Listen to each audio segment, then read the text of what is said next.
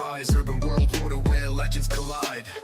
Bryan, Kyle, Eddie got the mic tight, dropping suplex rhymes in the spotlights. Welcome to the youth bubble heat row. We call the show Wrestlemania sharp like a figure four throw. Bryan, Kyle, Eddie here to steal the flow. Tag team champs in the podcast glow. Power bomb, opinions breaking the floor. Every word's a DDT, bodies hardcore. Ladder match, topics climbing for more. Bell rings, true stingers can't ignore. Welcome to the youth bubble heat row. We call the show Wrestlemania sharp like a figure four throw. Bryan, Kyle, Eddie here to steal the flow.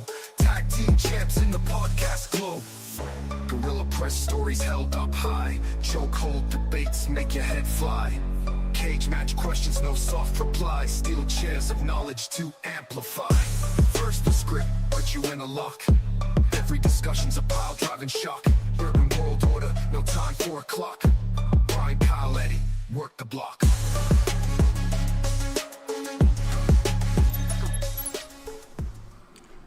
Howdy ho, Winslow's. That's my line! That's my line! Sorry, Jay Lethal taught me that. My name is Kyle Chapman. His name is Brian Lopes. Yeah, sure. His name is Eddie Ortiz. Whatever he says. And this is the United Wrestling Organization. Because we're like international. UWR. United Wrestling. Have you changed the name? Ubers were out. Okay, fine with me.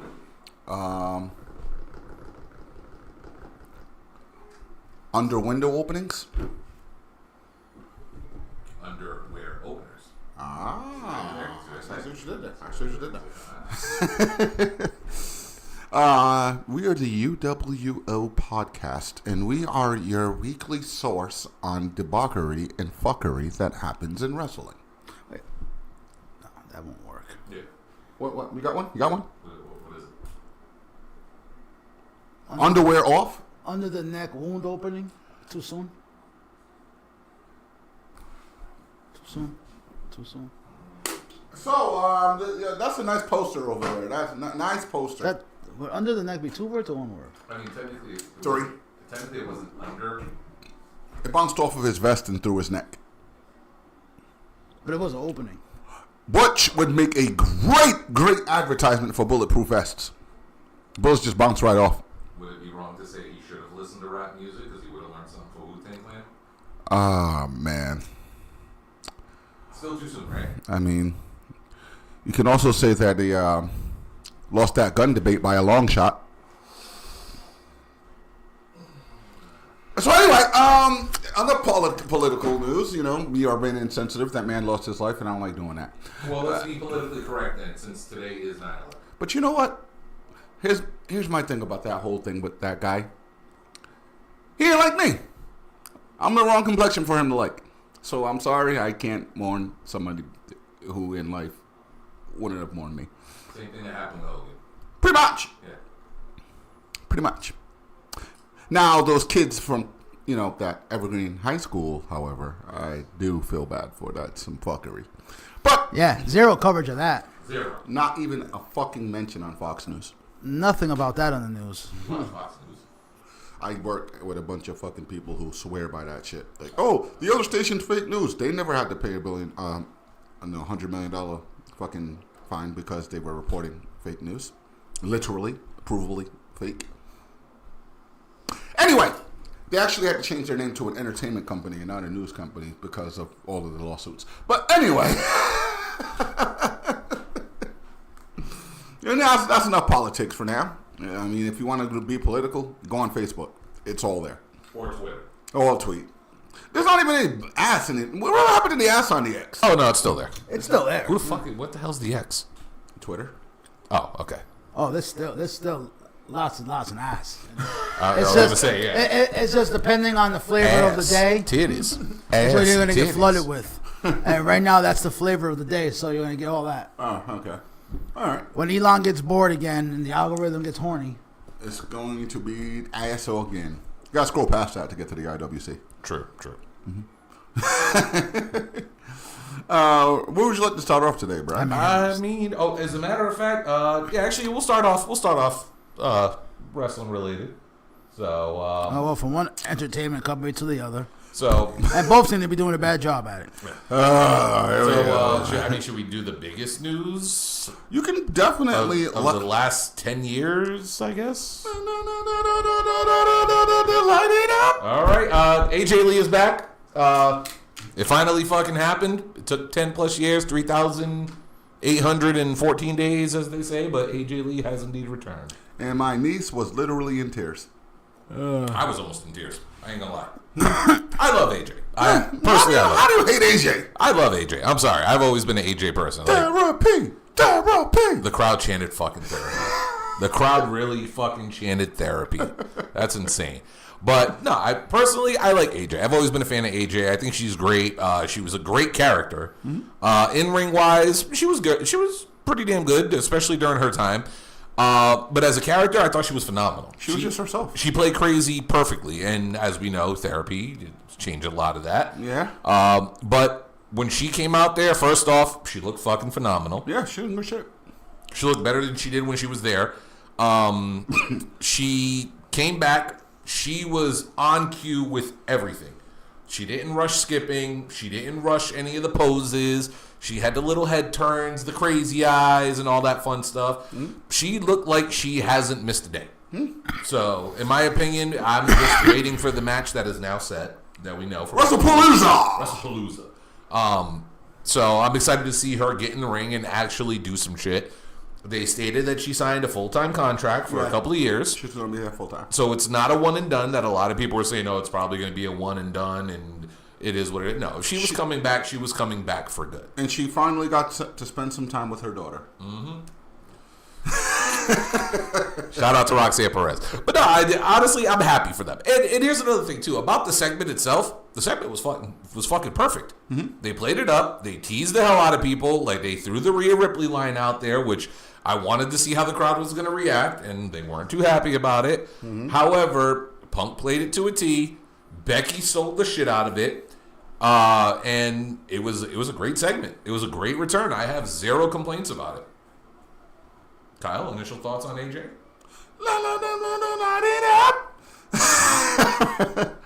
First off, that crowd had no business being that fucking loud when that music started. And not for nothing, I got like 6 billion fucking updates from the Twitters and the Reddits and the fucking fan forums about her return. So it's all positive coming back. I mean, even though Becky was sporting a made-up shiner, she did look like she was pretty good in the ring. I mean, like you said, with all the poses, facial expressions, everything that's happening there. Yeah. Not only that, but she seemed like she wasn't even nervous about her return on her mic on Monday night. She just picking up right where the fuck she left off, pretty much. Now there's that. No, here's the big question. Yes. When did they pull the trigger and put the title on her? Because we all know that that's coming. Listen, I'm not going to say she should win the Women's Royal Rumble and go What to up, WrestleMania. Lisbeth? What up, Gabe? I'm not saying she should do any of that. However, I would not be opposed. I'm not saying they should do it. However, I would not be opposed. And again, it's WWE, so We know, though. it's a possibility that it could happen. Yes, indeed. It is what it is. She's pushing merch. She gets the push. It's TKO 101. We don't give a fuck about shit but money. You should tell that to Ronda Rousey. Do you really want? You know what? I'm gonna. No, we'll save that. We'll save that for later. There's a little segment. Save it for later. There's a little segment. Save it for later. Eddie, what you got? It was Monday. Move on.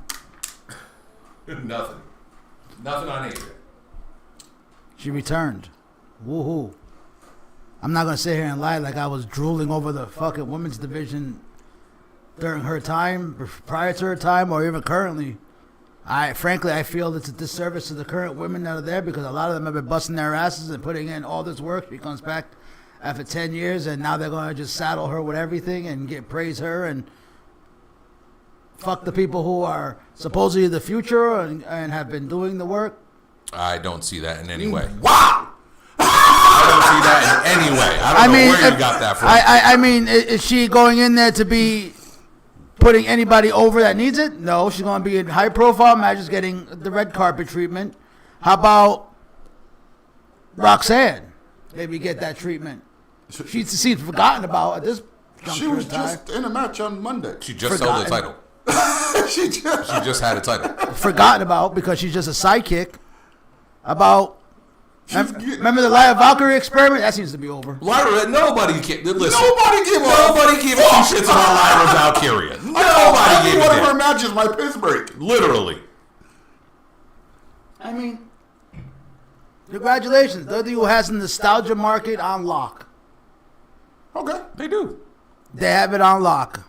Need that bump? Let's bring back somebody. Once again, this just leads back to when are we going to start planning for? Are we just going to continue the nostalgia run? And No, that's why they said she signed a multi-year deal. yeah, okay. And the sad part is everybody's waiting for Paige to return so they can have the same pop and say the same things. But when she returned, they said that she was washed. Prior to her returning, prior to Punk even returning, people were like, "Oh, we don't want to see them." Now those same people. No, that was more film. Everybody still loved AJ.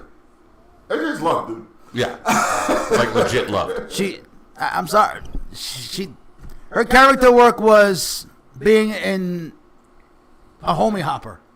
Yes. And then she did it to a T. She did it Yes, perfect. okay. Congratulations. And it became the barrier of the Divas whole moniker when it comes to WWE and actually. That literally was no. Seriously. It was legit the start of the women's revolution. That like I've always said, that diva pipe bomb.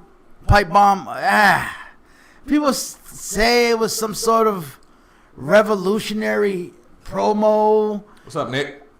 I give you Punk's. Punk's was a revolutionary pipe bomb. Mm-hmm. Hers, I'm not saying it was. She shitted on an entire Division. show. she destroyed the entire division. But it wasn't some legendary pipe bomb because they're still clamoring over. Fuck you! Most of them women that she buried in there are returning.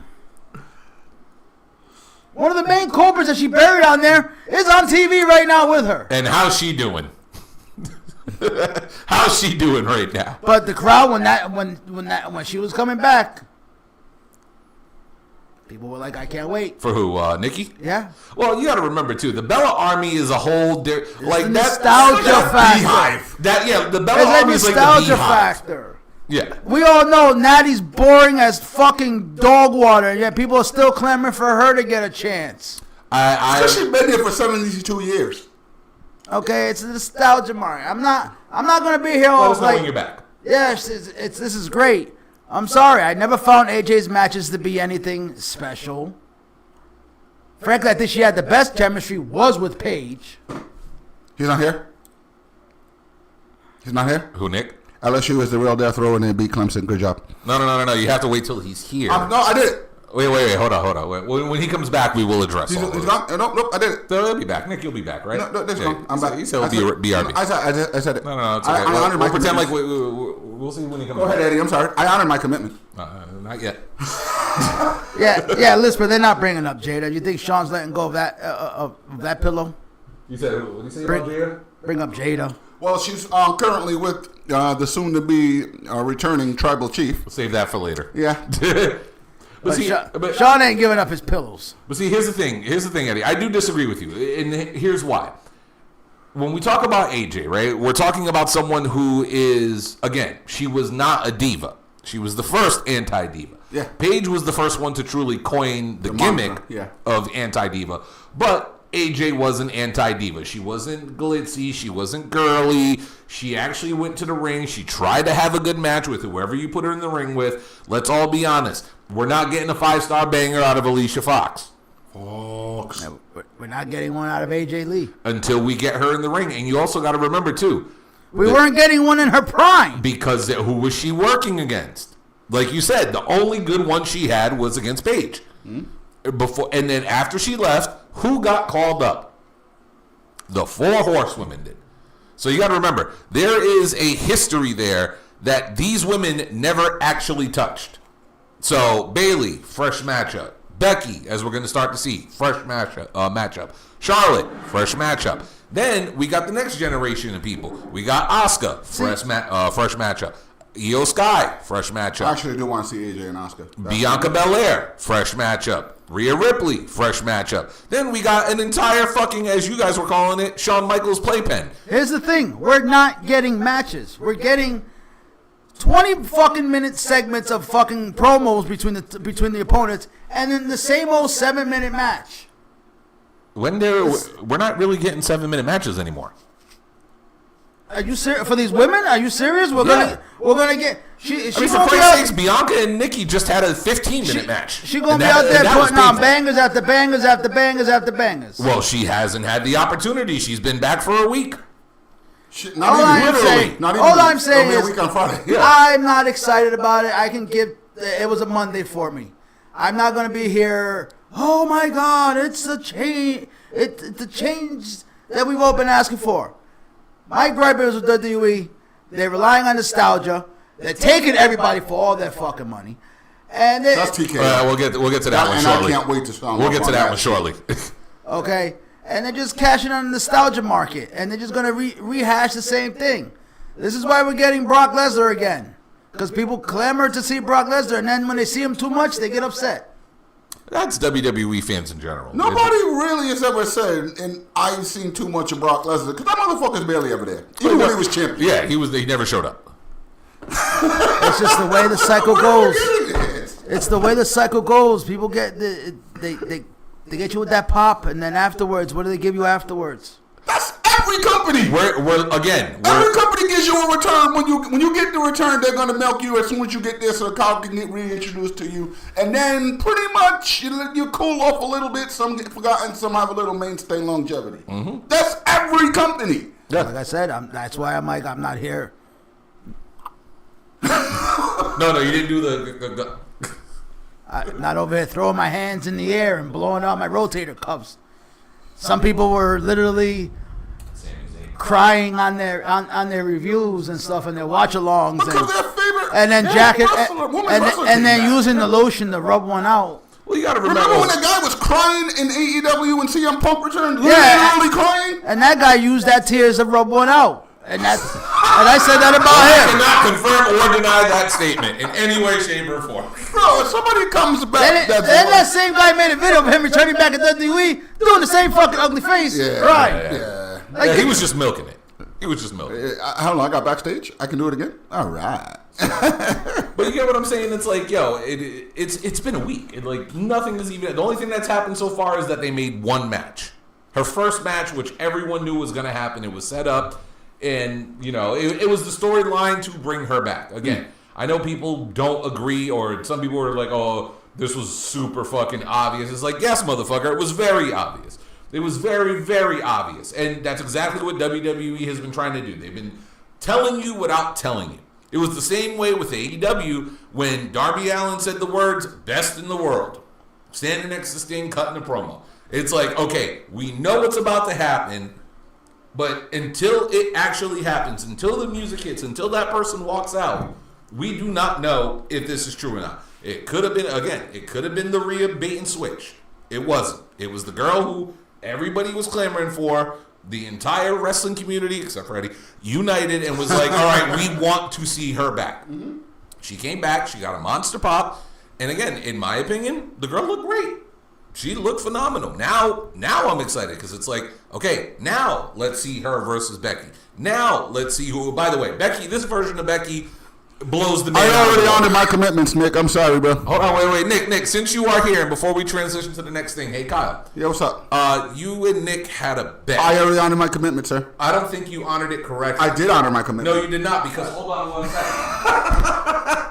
Because Mr. Nick Thomas had this shipped over for you, and I believe you should step off camera and You know what? I'm gonna win this shit right here. Oh, okay. I'm gonna win this shit right here. All right, ahead. Nick, his life is on the line because he handed it to me. Okay, Nick, All my right? life is not on the line because I will burn you. Fuck! Yep, that's the thing. It happened. Yep, that happened. Eddie, you should let him go by you really quick. Kyle, you know what to do with that, right? You know what to do with that, right? Yeah, see y'all later. I gotta burn this whole fucking Okay, envelope. Kyle. What's up? You honored the bet. You have to. I said it! No, you didn't. Not correctly. I said And Nick was not in said chat room. He had to return. So Kyle. Oh my. See, this is, ladies and gentlemen, and Eddie is like the GOAT for this, right? Don't make a bet. Or you can throw it right on top. It's okay. It's okay, Kyle. This is why you don't gamble, people. Stop making bets, especially when it comes to footballs of non-professional stuff. You're putting it on backwards, Kyle. Sir. Sorry. Nope. See, Kyle, it has to be facing correctly. It is. Would you care to spin around and show the viewing audience what you... Thanks. I needed more toilet paper. Kyle? Yes. Be a man. I just wasn't. I honored my commitment. Then why is the shirt backwards? Hey, listen, man. And you have to turn the shirt around and honor your commitment. You chose this gangsta life. What does it say? What does it say on the shirt? No. Let the brand play neck. What? Kyle, do it correctly. Do it correctly. Easy. You know, somebody knows how to play with a neck. That's right. Thank you, Lisper. Lisper said, "Be a man. Be a man, Kyle." You chose this bet. And yes, ladies and gentlemen, Kyle is stripping. And no, we are not taking photos for his OnlyFans. Don't forget, subscribe. Go ahead, Kyle. Be a man. No, Kyle, what are you doing? Kyle, what are you doing? No, why are you taking the hat? What are you taking my hat for? No shame. No shame. Now, Kyle, you have a bet to honor, correctly? Yes. You should honor your bet now, so we can continue on. Kyle, what does the shirt mean? Nick wants to know. What does the shirt mean? Yes, acquired buyers. Yeah, we do want to know. Come on, Kyle. People are waiting. What is it? LSU are the Rail Tigers, and Louisiana is the home of the Rail Death Valley. I'm sorry, what? I'm sorry, Kyle, I did not hear what you said. Something about Death Valley and The Undertaker? Oh, man. I'm sorry, this is great. Nick, brilliant idea. Again, we apologize for last week. Kyle, you're a true man. You're a true man. I respect you and honor you more. Elizabeth saying you're holding up the show, damn it. Kyle, I will shake your hand on that. You are a man. You are a man, good sir. Man of your word. Man of your word. That purple look. It didn't look too bad on you. Yeah. Purple and gold. So we're talking about AJ Lee coming back. Yeah, go down to Louisiana and get some crawfish. Go to the Tiger truck stop. By the way, Tiger burgers are fucking delicious. My few times in Louisiana, I had to stop at the Tiger truck stop. Fucking Are they delicious. made from real tigers? Oh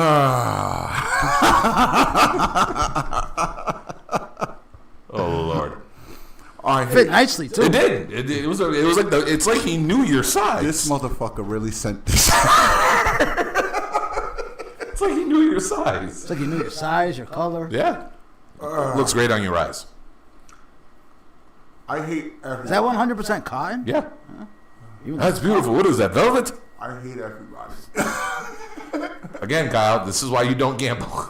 I hope LSU Has a great season, right? Since you got their merch. So, Brian, where are we going next? All right, fine. The embarrassed Kyle segment is over. All right. Well, you know something? I just had on a Patriots hat. A Patriots hat and an LSU shirt. Boy, you are killing it. What about your hat? Huh? I don't know. It's over there somewhere. Okay. Let's get into some AEW territory. All right? Mm-hmm. So I shall put it on the screen. I will start off with Eddie. Eddie, your boy Kyle Fletcher is getting his title shot at All Out. Is Kyle Fletcher ready for the World Championship? No, this is his dipping of the toe Okay. into the championship picture. This is the appetizer. This is the tease. Okay. We got you, Lispa. It's going to be a phenomenal wrestling match for the men's wrestling world title. Okay. Title. Belt. Championship. Whatever you want to call it. Not prop. I mean, I have no gripes about it. We know. Now, predictable. Yes. 1,000%. Good predictable, though. Is it really a difference between good and Yes, there's good predictable and there's bad predictable. We established that a long time ago. But this isn't good predictable. This is good predictable. If you're calling it when the match just got announced, it's bad predictable. No, because certain matches, you just know it's a test. You know it's a feeling. Really? A tester, shall we say. A teaser. Yes, because the man is a current champion already, and he has not finished that legendary TNT run he's going to have. Yes, Robbie E just came on the screen. Oh, man. Dear Old school God. TNA. We have old school TNA. Dear God. Yes. Yo, you don't like the blowout? There's 3 bald men. We're looking at a guy with a full blowout. Hey, man, Paulie D, my homie, man. Shout out to Paulie D. Johnson. That's my dog, though. Like, But Paulie chill shit. I have no quarrels about this match. It's going to be a great match. It's a testing match. It's a dipping of the toe match, as you would say. It's a great way to showcase Fletcher, who we know the rocket pack's on him. Oh, yeah. We know that rocket pack's on him. You know, if anything, I'm more confused about the I got real talk, Tony. This little tournament bracket you made for the unified title for Okada's title. What is that? What the fuck's Okada in it? That's what I'm saying. Okay, now we have bad predictable. We have bad predictable Kyle wants to do because the his thing. first match is against Michael Okoye. Whose first match? Okada's. Bitch. So now we're going to cross over to bad predictable. This is a bad predictable because we know Michael Okoye was going to lose. At least for one, we would have known he was going to lose anyways. He's not a signed AEW talent. Facts. Okay, so whoever he faced, he was going to lose to. But at least if it was somebody else, we could pretend that there's a chance he could move on to the 3-way match at the pay-per-view. But you're facing the champion. You're telling me the champion's not going to be the champion at the show? I 1,000% agree with you because when I saw that bracket, I'm like, wait, why the fuck is Okada in a tournament for his title? For his title. People are like, oh, well, Hangman and Fletcher is bad. No, that's a good predictable. Because we know that's a great match. And that's a match for somebody who is on the rise, who is facing the current world champion who just went to his rise. Yep. Okay? So the new one that's coming up is getting a taste. They're getting the exposure on. This, Michael Okoye, great. I hear he's fucking phenomenal. It's not bad. But he's going to fucking lose. Yeah. There's not even I can't even think. Oh man, he might. He might. There's not even a real possibility. Tony Khan's not even teasing that. Ain't nobody even in the back saying, hey, let's fuck around and Ray Okoye goes over Okada on the sheet. No! Bitch! Like, It's fucking hilarious. I like the idea of giving these guys a chance and then having a nice little 3-way match at the pay-per-view since we're still building up to the Takesha, to Konosuke taking that from him. Because Konosuke is our next big face. Oh, yeah. Okay, so that's a nice way to keep it going because I don't think Takesha's going to win at the pay-per-view. That hasn't simmered enough yet. That hasn't cooked yet enough. So this is just some sprinkling, a little salt bay on there, a little salt bay on it and everything. But you just could have had, set up 2 brackets, 4 men. Winners of their matches go on to have the 3-way. Simple, sweet. 2 shows right there. Do one on Wednesday, do one on Saturday. Done. No, you give it a third one that wasn't necessary. You could have gave us Okoye versus you have a plethora. You could have gave us Michael Okoye versus Konosuke Takeshita. At least then we could have fiddled with the idea of maybe Takeshita gets accidentally screwed over by Don Callis or something. There's a miscommunication happens, and Okada causes him the match, and we sprinkle on some more seasoning on that meal that we're cooking up. No, we just too much salt. Okay, I have high blood pressure. You put too much salt in there already. Season slowly. Taste. You can always add more salts. Just taste it first. There was no need.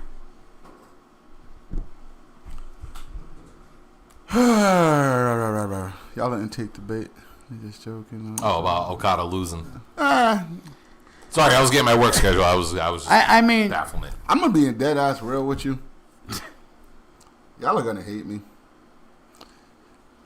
Oh, cool. You know what? I'm gonna break it down like this, man. I'm gonna go. Just gonna go shoot. This is Kyle shooting from the hip. Remember LA Knight versus Roman Reigns? What we said about that match? Yeah. It was gonna too soon. You're blowing your load too soon. This guy's just now getting over with the crowd. Let him run around the mid card. Apply that right here with Kyle Fletcher. I mean, he is technically still running around the mid card. He's the mid card champion. But he's getting that heavyweight title shot. Right. And we all know goddamn well that Roman Reigns, that Hangman is not losing. But here's the difference. One man is 20 years younger than the other man. That is also true. One man is 20 years younger than the other. It's like 100 years experience. It's a similarity, man. I'm not saying anything exact. I'm just also saying that I don't want to go into a world championship match knowing that the other party has exactly zero chance of actually taking that title. I mean, if you want to watch the match for what it is, that's cool. It's just not for me. Next thing. I mean, you salivated over every Roman match during his tribal chief run when we knew every match he was going into who was winning. Because I'm a Roman fan. That is a valid point. You know what I mean?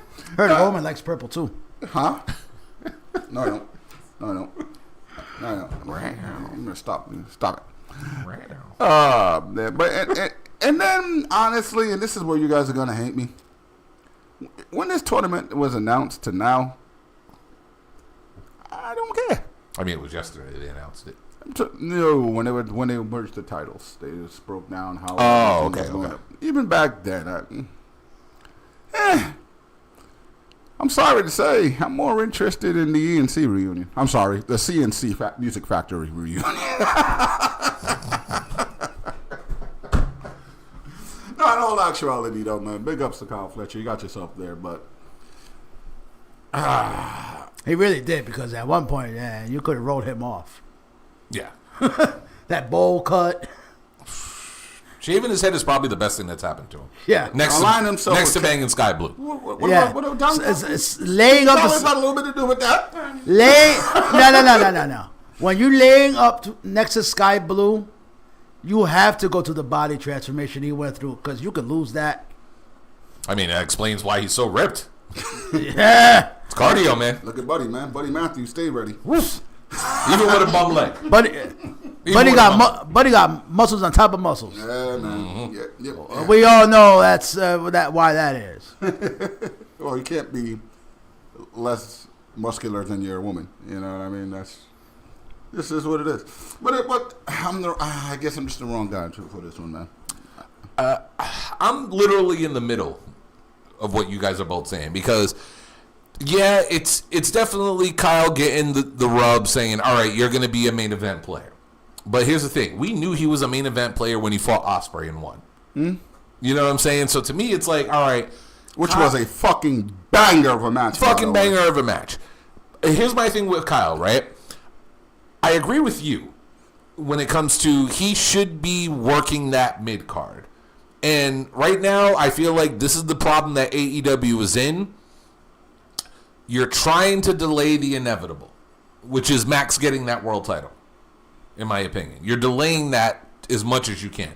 You got Mark and MJF having a feud. I'm all for that because, Mark is... Everybody loves Briscoe. That's your dog. That's my dog right there.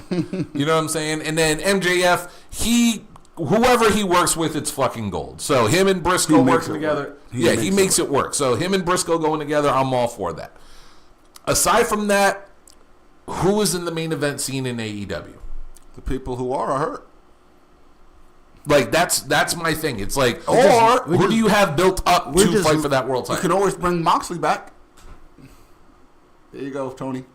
Really piss him off. No. Give that belt. He does not need to be a 5-time champion. Get that belt back to Moxley. No, we don't really piss people off. No. Moxley's over here recruiting fucking boring Garcia over there. Well, Darby didn't think he was boring. Huh? Darby didn't think he was boring. Well, after the first fucking curb stomp, he missed. How do you miss a curb stomp on a chair? It's right in front of you. Darby moved. That was Darby's fault. Darby was like this. Yeah, but he was in Titanic. No, but Darby. His heart will go on. When he went to go down, Darby kind of tried to adjust himself a little. It looked like Darby. You hold the arms. Yeah. You put your foot. I blame Darby on that one. You go straight. That's why they redid it again because I blame Darby on that one. I don't know. Darby moved on that one. Eddie, he was like this. There was only one way for him to go. I saw Darby. For some reason, when Garcia went to go put his foot down, Darby went this way.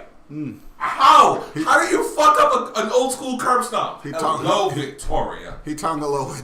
that was horrendous. That was horrendous. However, but this is my concern right now with AEW. Damn, I love everything that's going on right now. I'm loving it top to bottom. I love the fact that we're going to be getting Eddie Kingston back soon since fucking Big Bill called him out. Yeah. Called him out for New York. Hey, I'm sorry. Hold on a second. What the fuck? Big Bill? Yeah. That was going to be my next thing.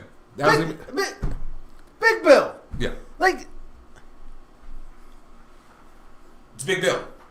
Well, he's from New York, and New Yorkers like to be New Yorkers. Listen.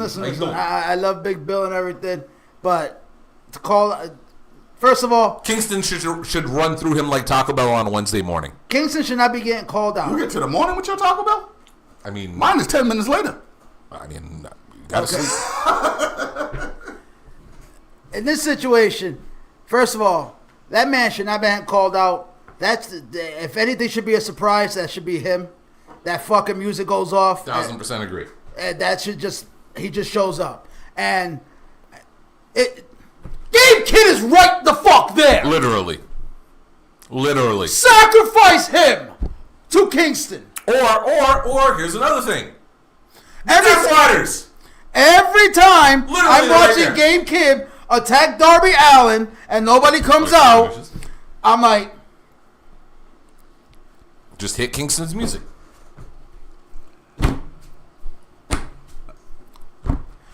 It's right fucking there. It's like literally. Right here. Right the fuck here. Right there? There. Right here. Do I have to take cocaine and shape it into a fucking bullseye and put Kingston right in the middle? Well, he won't never see the bullseye because it'll be gone. And when you get to the end, all you see is Kingston. Shit. Or Time Cop. Yeah. At this point, we need a time cop. It's right there. It's right there. Okay? If anything, Big Bill should have kept talking shit about the goddamn fucking guns and about the fucking Bullet Club. And when we fucking finally hear Switchblade come back. Okay? Juice is trying to grow back his beard. Something didn't work. Because Juice is trying to grow back that beard as quick as possible. Because don't ever shave that shit off again. Ever. Yeah. That's one guy who needs a beard. But you have him call up. Shall I continue about my world title scene? But yeah, no. Here's my thing. Right. Again, who do we have for Hangman? There are no heels ready for Hangman. So I understand why Kyle Fletcher got the title shot, and I'm all for it. However, like Eddie said, it's predictable. He's not winning this. He just got the world title. All Out there should have been a better main event. And I'm sorry to say this because y'all know me. I was going with All Out. I'm starting to look at WrestlePalooza. You're giving me Punk and AJ. It's her first match back. I don't give a shit about Cena and fucking Brock. That's happened 1,000,001 times. I don't care about that. But I'm getting AJ's return. After he made a unaired, ridiculous shoot promo. Yeah. But go ahead. But no, I need more out of that world title picture. Like, don't get me wrong. Love Hangman. Happy he's champion. I'm excited to see what the second turn is. But do not, and I repeat, do not run it back like you did his first title run. Because what were we all saying about Hangman's first title run? Everybody but me was saying it was boring. He's a chaser. He's a chaser. And I'm afraid it's going to be the same shit again. I'm afraid it's going to be there is nobody for this man until we get back to Max.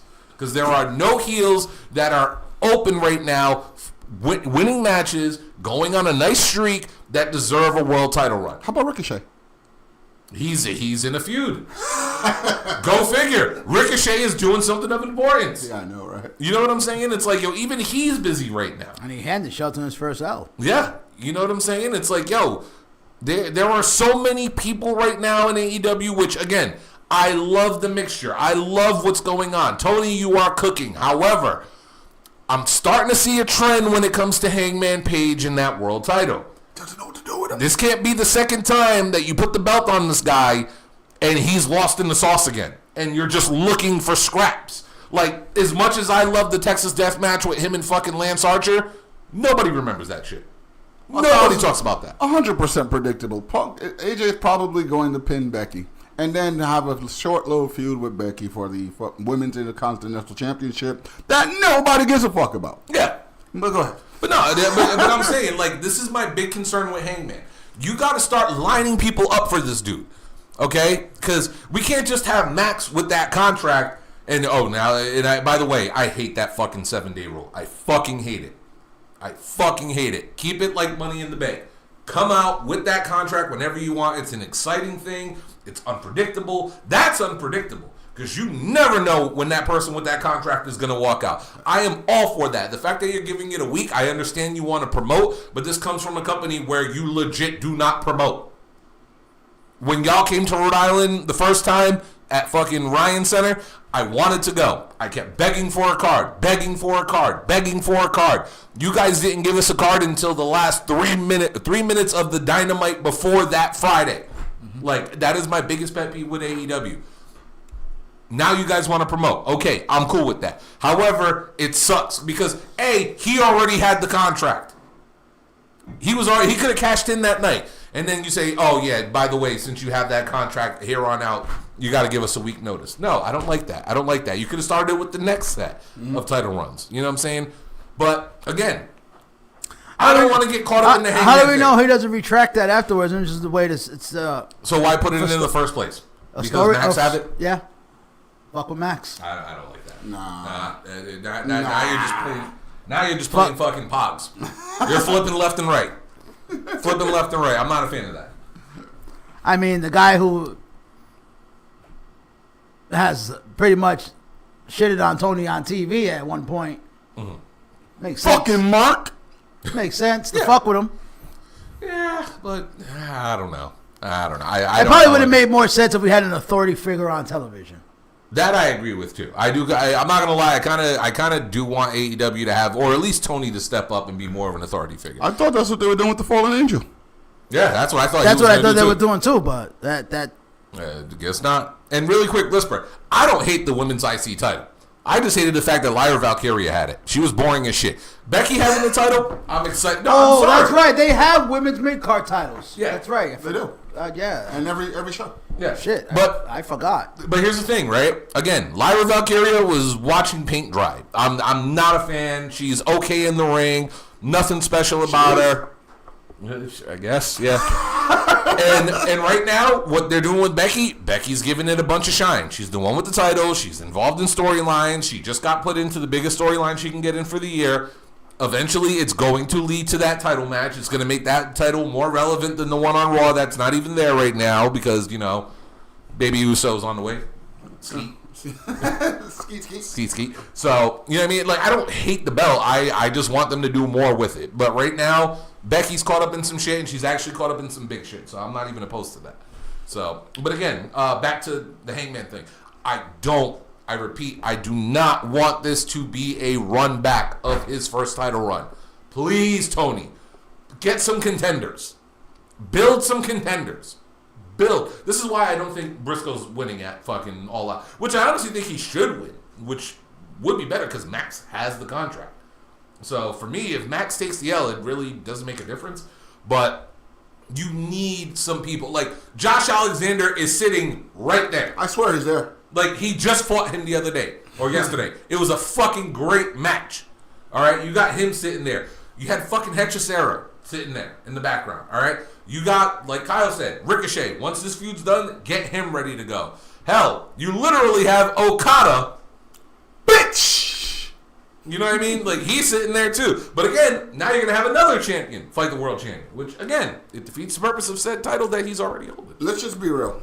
I mean, and I'm going to piggyback off of that. I hate to say this, man, because everybody was, including myself, very happy that Hangman finally got that fucking title. Very happy. But I'm not going to say his run's going to be transitional, more of a placeholder. Max is beating him. Max is taking that from him. Sad to say. Eddie, you're the AEW guy. So what y'all are saying is that as much as everybody was hating on the Death Riders, them being in the main event picture was actually... No, not at all. Not whatsoever. Not in any way, shape, or form am I talking about the Death Riders right now. Death Riders... Moxley. Come on, Moxley. No, Moxley don't need that title until there is a new president in office, okay? He doesn't need to be around that world title. He didn't even want $500,000. Hey, wait a minute. He didn't even want the $500,000. Depending on how that vote went today, that might be very fucking soon. Yeah, the concern about that vote in that Epstein files. Somebody's a little... You want to talk about predictable? We know the answer to that question. Everybody knows the answer to that one. That one's a less kept secret than AJ returning. Go ahead, I'm sorry. What vote? That thing got swept away. Why do you think somebody had to start talking from the neck? Oh, no. They're having a vote today to release the Epstein files. They're not really. This is why they doing it right now. This is why somebody was sitting there, hey guys, how you all doing? Oh, yeah. Lisbeth, again, another good name. Bobby Lashley, another great name. Bobby Lashley's also tied up in something. You know it's a goddamn trios feud. That's why I'm praying. After All Out, y'all gotta start building some contenders. Like legit contenders for this title. People that are believable should be going for this title. Hell, if anything, the Hurt Syndicate should attack these two at the end of the fucking night. Shelton grabbed the TNT, Bobby grabs the world. Boom. There's a storyline right there to take you till World's End. Well, and then we still got what? Full Gear? Full Gear is what? October? November? No, November? Yeah, I think November. And then World's End is December, right?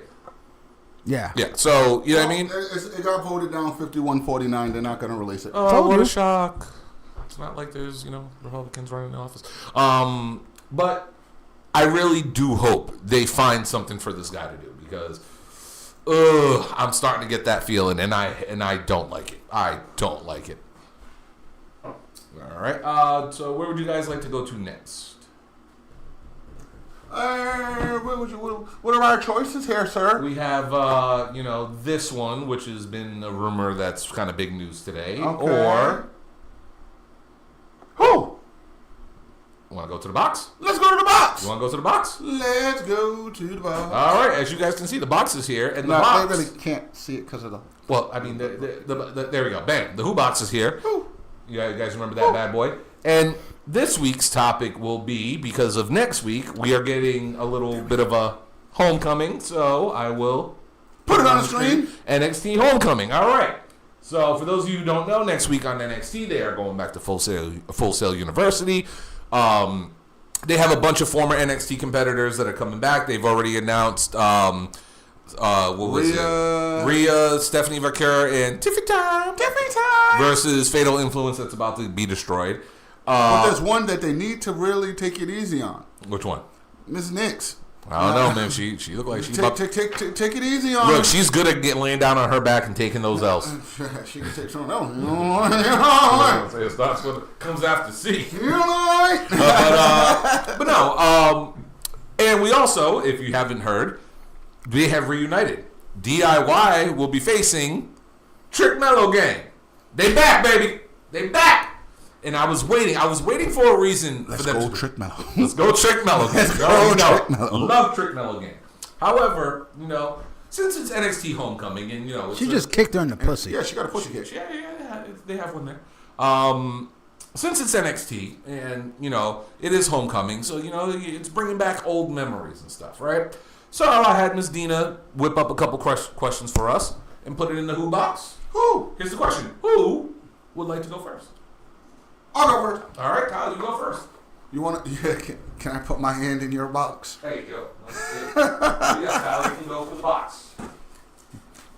Yes, I am drinking cotton candy fake. There are no glizzies in this box, right? Yeah.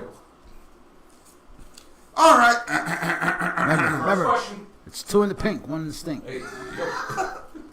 Who is the most underrated performer in NXT history? All right, Kyle. Since you pulled it, you ask it. The most underrated in NXT history. Mm-hmm. Shit. Whew.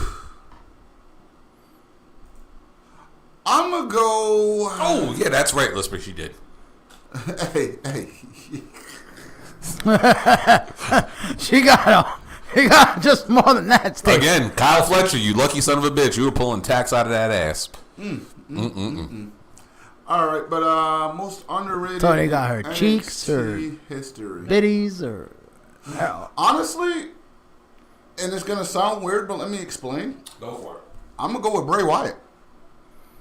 His NXT run was fucking incredible, and he got called up quicker than motherfucking Vince McMahon got put out. But honestly, that's where he perfected his whole airy little, come on, man, going from the Ferrari engine in a Omni tank to actually perfecting the character of Bray Wyatt. And when you think about Bray, you're most likely going to be thinking about his main roster run when his NXT run is extremely underrated. Okay, Eddie. Who is your most underrated NXT run?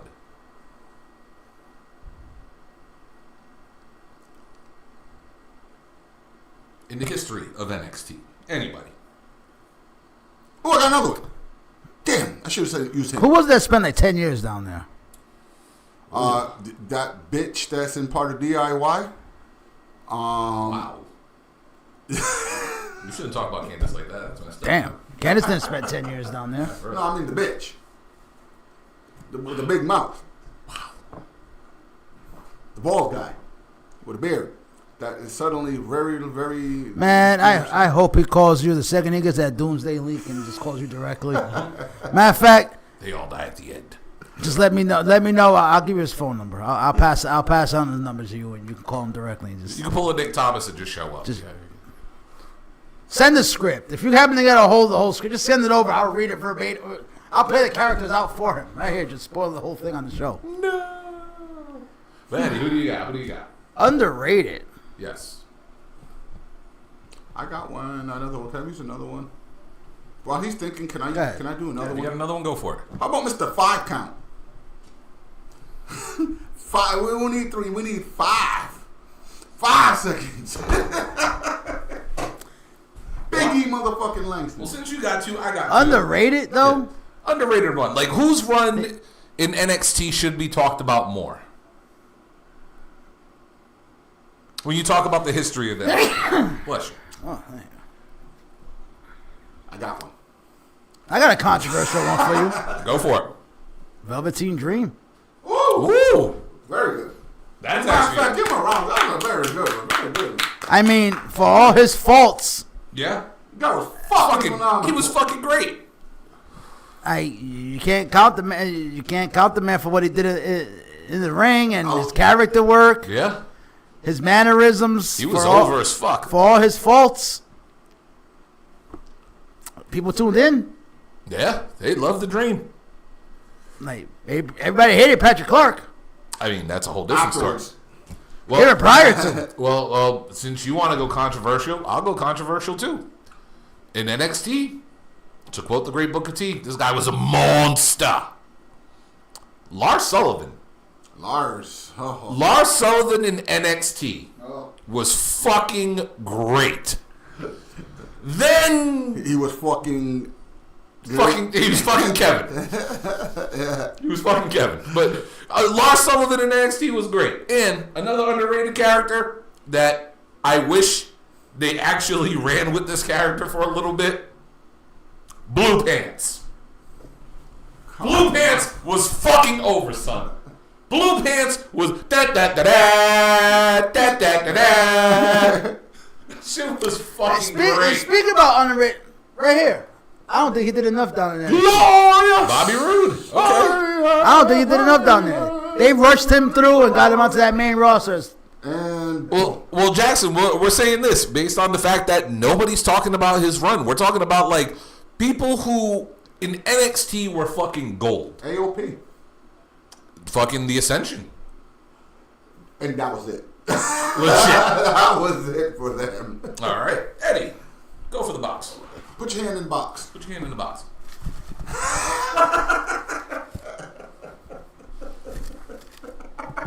Hey, yo.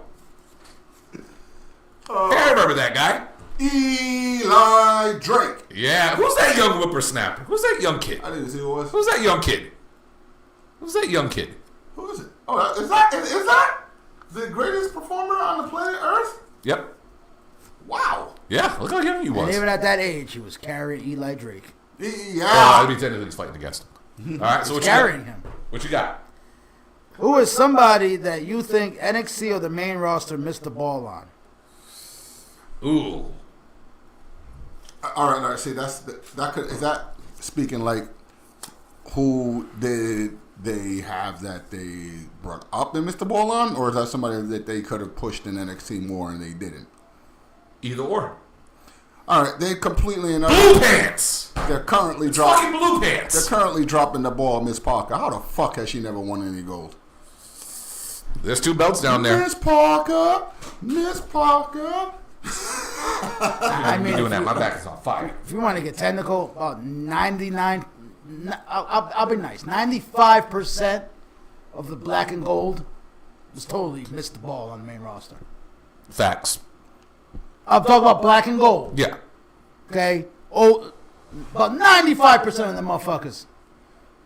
Ball was missed completely. Bray's little brother started the trend. I blame Bray's little brother. And speaking of which, Bo Dallas. Bo, leave. Bo Dallas in NXT was fucking greatness. Fucking greatness. Then they bring him up to the main roster and he's B team, go, team, go. That was your boys. That was his boys. That was your boys. That was your boys. Bo Dallas, what NXT happens champion, when- was fucking great. Stuck him with the Miz. Jackson, that's a good one too. EC3. He had 3 matches. What happened to EC1 and EC2? EC3 and NXT was a huge drop of the ball. They did nothing with that guy because they wanted to get him to the main roster. He had a spoon. And then he did nothing He had a spoon. on the main roster. Or was it a fork? Was it a spoon or a fork? Either or. Which one was it? I forgot. Either or. All right, I guess it's my turn. They literally kept telling this man, keep getting dressed. We might do something. Yeah, for real. Can you imagine? You get there, you put on your gear, you warm up, you tape up, you're ready to go, and then you just sit there. Well, technically, we just said that was one of the worst call-ups of all time. Who is the greatest NXT call-up of all time? All right, now are we talking debut or main? Like They as a started whole? in NXT before they went to the main roster. Because there was somebody. Because there are people that did come from other companies. However, their run, we're considering from NXT to where they are now. Because there's somebody whose initial run when he first was called up was fucking brilliant, and after WrestleMania they just said fuck this guy. No, I said the greatest call-up. Like, who's had the greatest career since they've been called up? Seth Rollins. Wow, I was going to say Roman Reigns. Yeah, that's either Seth Rollins or Roman Reigns. Nobody remembers Roman's slap yourself aside from me. I know that guy. In NXT. I mean, anybody else would have done sucker and succotash, and they would not be employed there this time right now. Hey, quick question Valid though. point. Are they playing Mbop? I'm No, sorry. TNA didn't have the rights then. All right, Kyle. Into the box I go. Into the box. Last time I ran into the box, I had a kid. Raw dog in this box, too. Hey, yo. Ooh! Which era of NXT is truly the best? Black and gold. Ooh. Next. Somebody pick next. Black and gold. You say anything other than black and gold. Don't say the Gooner era. 2.0. I mean, the Luna era is not that bad. 2.0 introduced us to some great, great talent. I mean, you had talent. Talk about the fucking rainbow. Yes. Rainbow The actually rainbow wasn't that era. bad. The rainbow era. Solo Sokoa came from it. Oh yeah, because I'm buying solo tickets. Braun Breaker came from it. That's about it. Mello Mello came from it. So, And here's my thing. I might actually go. nah, it's black and gold. I mean, yeah, the obvious answer is black and gold. However, I will say modern The day only answer. NXT has hooked us up. Okay. No, modern day NXT is getting a lot of young boys and young men through a lots of lonely nights. But here's the thing. It's and- truly defining the women's revolution. Though. Yeah. Like there are a lot of chicks down Yes, there is. And Plus- that's a setup because Uncle Pervert, I mean Hickabotham, there. The Heartbreak Kid. he has a thing. Obviously, he has a sweet tooth and he loves cake. There's a lot of cake. There's a lot of cake down there. He loves Why do cake. we sound like we're mad about that? Yeah, I mean, like, where's the problem here? So Where's the lie? we're talking about greatest era, okay, wrestling wise, and Black and Gold has some cakes too, They did. and they managed to use the cakes. And Yeah, that's true. 2.0 did bring the ass first. Yeah.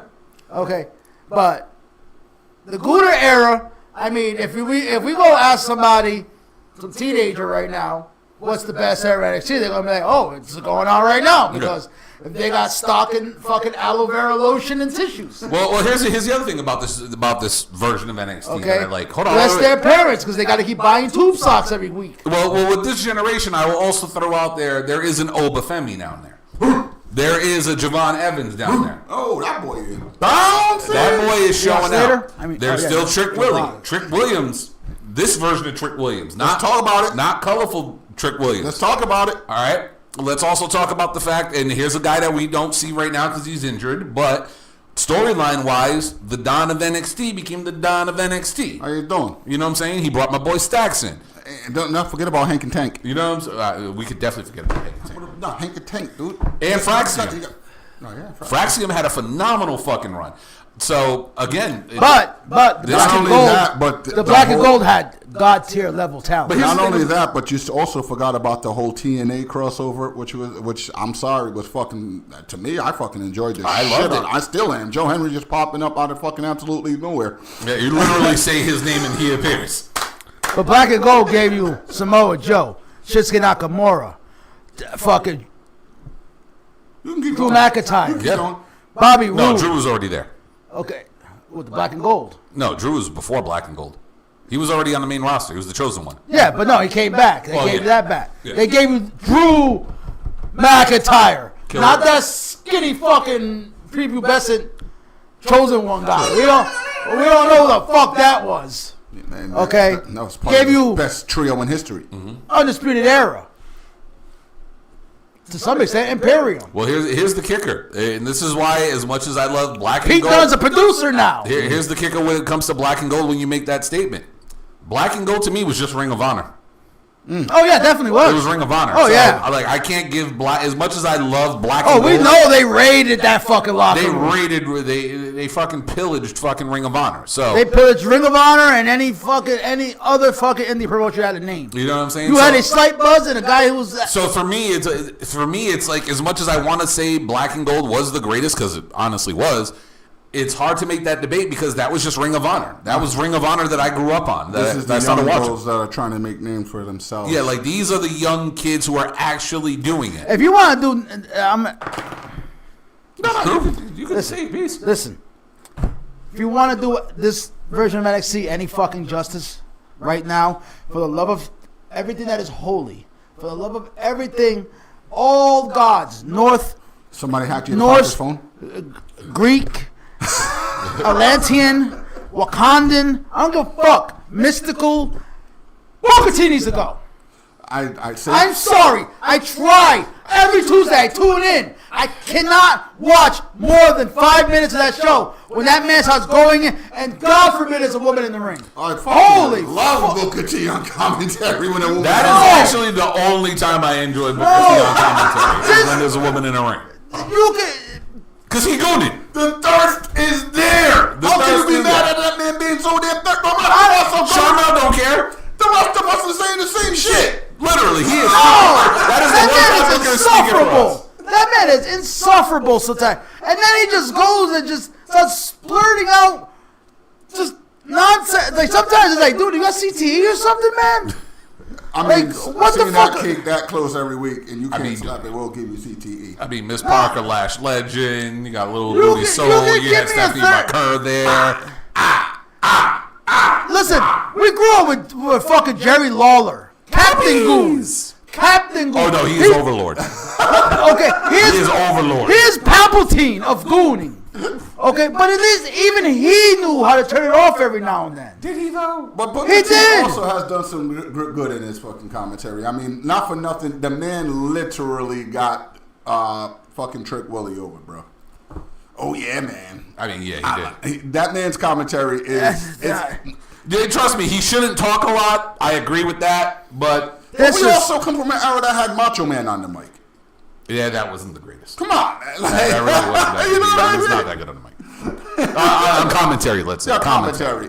But we also came from an era where the lead guy took more control and That somebody is like where I will agree with you. somebody like because obviously what was it, Vic Joseph. Yeah. Oh, I love Vic Joseph on commentary. Vic Joseph's just there. No, Vic Joseph is great. I'll He- be honest. he- He's won me over. He needs to take more control of that table He does. That I do agree with.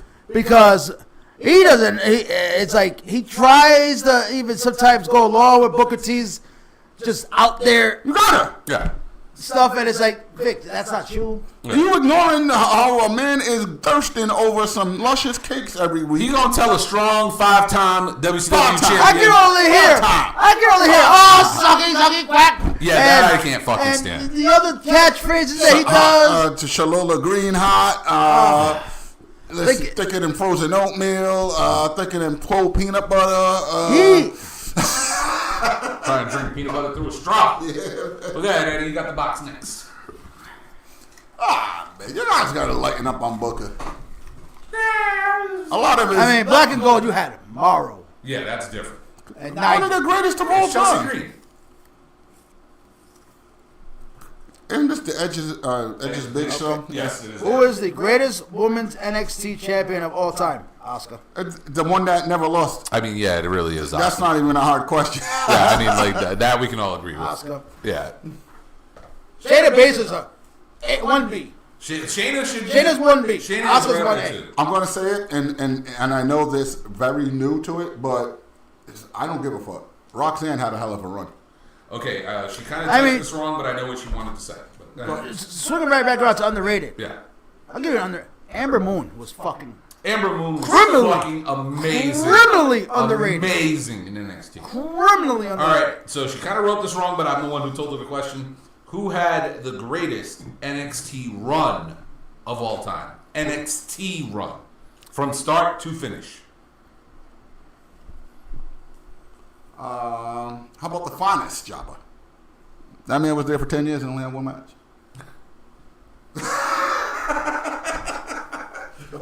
What's his name again? I don't remember. I remember he was the finest. That's it. I can't remember his name. The finest Jabba. Conan Reeves. Conan Reeves! There you go, Conan Reeves. Holy shit.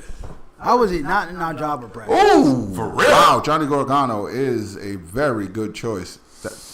That Greatest Johnny Wrestling NXT was fucking great in NXT. I mean, Ciampa's run wasn't something to sneeze about neither. Yeah, Ciampa's run was just... Fuck that Cole, But he was Cole- injured. Cole's run. Ain't something to sneeze at. Ooh. But top to bottom, the Top to best bottom. run in NXT. Mm-hmm. I think we're kind of witnessing it. The man's only lost one time. Oba? I'll throw somebody else out there. And again, a similar road that fucking Oba just went down. Carmelo Hayes. He lost twice, as a matter of fact. He lost twice. Carmelo Hayes. He Mello won the Domus. breakout tournament, won the North American Championship, unified it with the Not working Cruiserweight at Disneyland. Championship. He was retired. He was beating every big name that came down to NXT. People who were calling up to the main roster or that were called up to the main roster came back. Mello got wins over him. He won the world title. He held that shit for almost a year. It was involved in one of the best storylines in NXT history with him and Trick. And got called up. Mello had a phenomenal fucking run. I'll see your bell on Radio 1 Keith Lee. No, I would not Keith take Lee it. didn't have a fucking phenomenal run. The man ended as a double champion. Yes, but I mean, Mello was double champion as well. How about Adam Cole? Baby. He did it. Adam Cole did Cole have had a great run too. And he ended somebody's momentum in a promo. He ended that man's whole career. That man has gotten chance after chance and still hasn't recovered. Well, I mean, he's not there anymore, so. Yeah, and that's still he ruined that man's whole career. Came back. That But here's promo, the kicker. that promo was so bad that the new administration still didn't want to take a Here's chance the, on kicker. him. Here's the kicker. He's actually a great promo right now. Like he's actually a really good promo. I mean, if we're gonna talk full NXT run, we just talked about her a minute ago. Asuka. Asuka ran through the entire fucking division. Even again, Shayna Baszler again. Shayna had another great run too. She owned that fucker, that women's I division. swear to you, the level of ball drop that happened after that women's elimination chamber with Shayna Baszler should be studied. That really should be studied. It should. It really should. All right, we got 2 more left, Kyle. All right.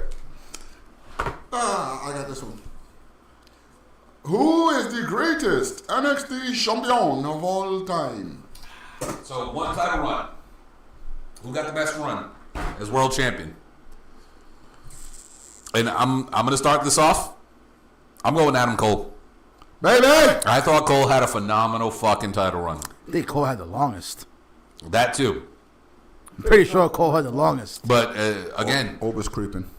Oba's up there. Mello. He's creeping. I'll throw Mello in there as well because again, he was defeating main roster guys. I mean, a match that nobody besides myself really gave a fuck, and Bryan, maybe Eddie, really gave a fuck about, I thought was a candidate for NXT Match of the Year. That's him and Moose. That 3-man that he had with Trick and Javon was fucking incredible. That match he just had with Javon was fucking incredible. The match that he had with that fat guy with the half-shaved, head and The Asian dude? Yeah. Anyway, that match sucked. That match was actually not too bad. It wasn't bad. I just messed around. But best NXT Championship run of all time. Damn, y'all gonna be bad when Brooks who was Josh Briggs. Josh Briggs. Yeah, he's in Beats Oba. Yeah, I feel like he's gonna take the title off Oba. When Oba's ready to go up, I don't think he loses to at least Royal Rumble season anyway. Nope. We're talking main roster, USA. Yeah, because because trust me, if we had to Pete do that, Dunne had a phenomenal fucking title run. yep. Gunther, Walter. Gunther didn't have the NXT Well, technically, UK he was title. Walter. So Walter had a great run. This is hard. I mean, like, I'm going with Cole just because to me he's probably the most infamous run. I mean, Finn Balor too. Finn Balor had a fucking phenomenal great run. I mean, Finn Balor is probably going to get it. Owens had a great run too, But it wasn't lengthy. hate to say it, Same thing with Zayn. I mean, Zayn's run was only like a month. Yeah, the Lost to most KO. legendary fucking, besides KO had a hell of a run. But the most, I think, legendary story leading up to getting your title would be Johnny Gargano. And then they hangman him. I'm sorry, Ciampa's Goldie Goldie run run. was fucking great too. There's a Got lot. himself hurt, though. But still, it's Goldie, man. It's Goldie. I don't know. I mean, if we judging it, fucked yourself up. if we judging it on length, I gotta go Adam Cole because he had the length. Cole. It's either gonna be Balor or Cole. All Yeah. right, all right. So Eddie, last one. What we got?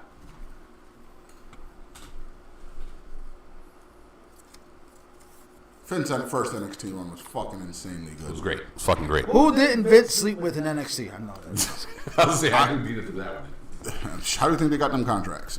Who was the greatest NXT Tag Team Champion of all time? As much as everybody hates them, it was the Ascension.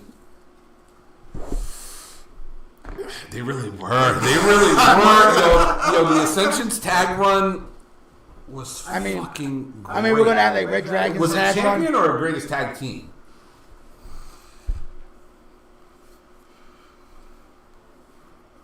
Because if it's tag team, I have a completely different answer. Greatest NXT Tag Team. Tag team, okay. If we were gonna go champions, it would probably be the Ascension. However, I mean, I would have gone Red Dragon. It's not to sneeze about there. I'm sorry. In my opinion, the greatest tag team in NXT history. Do ya? How you doing? Enzo and Cass, baby. That shit they were fucking over. And don't forget, Fucking over. I'm going and they were with DIY. Carmella. I'm going DIY. How you doing? Okay. When they came together, It was magic. it was fucking was goddamn fucking magic. poetry in motion. Are we gonna bury somebody? God, you didn't give a tag team. Or are you sticking I did. with, The you're sticking- Ascension. You're sticking with Dude, that fucking NXT run was incredible. it really was though, I'm not gonna lie. Their run was fucking great. I And then was they're- expecting them to be the next Road Warriors. And now they're- little did I know. Then they went unemployed. ASAP. They went from the Road Warriors to the Job Squad, bro. Like that was, dude. Again, Quick. that level of fall off should be studied. So you're saying that they got buried? Buried.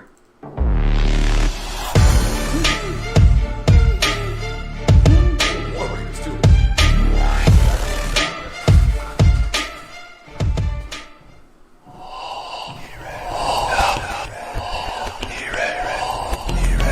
Yeah, Enzo and Cass were terrible in the ring.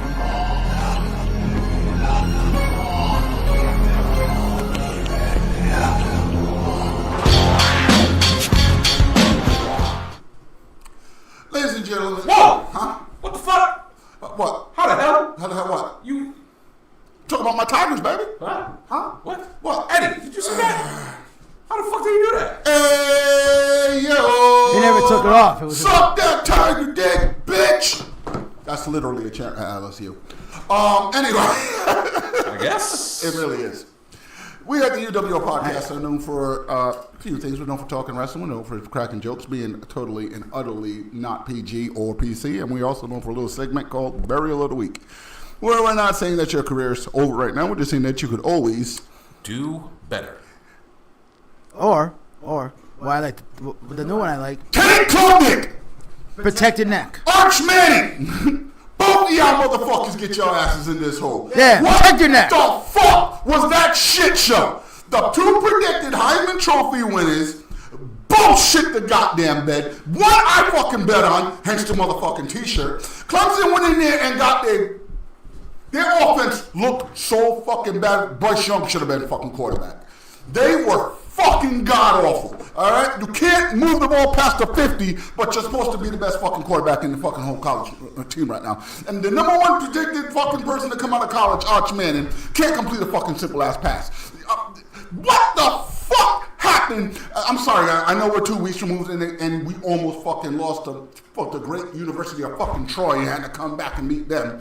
But anyway, yes, we almost lost to fucking. almost lost to Troy? Troy was whooping our ass in that first half. I played NCAA. They had like a 60 And they were rating. whooping our ass in that first half. And we came back in the second half and actually played fucking football. But honestly, I'm burying my goddamn self with being a Clemson fan and have to witness that fucking bullshit.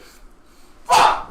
That's not my burial. I just needed to get that off my chest. There you go. Right, Eddie. All right, so I'm gonna need what's his name, Shapiro, whatever. What the fuck's in charge of TKO to get in that box next? Mark Shapiro. I need you to get in that box next to Charlie.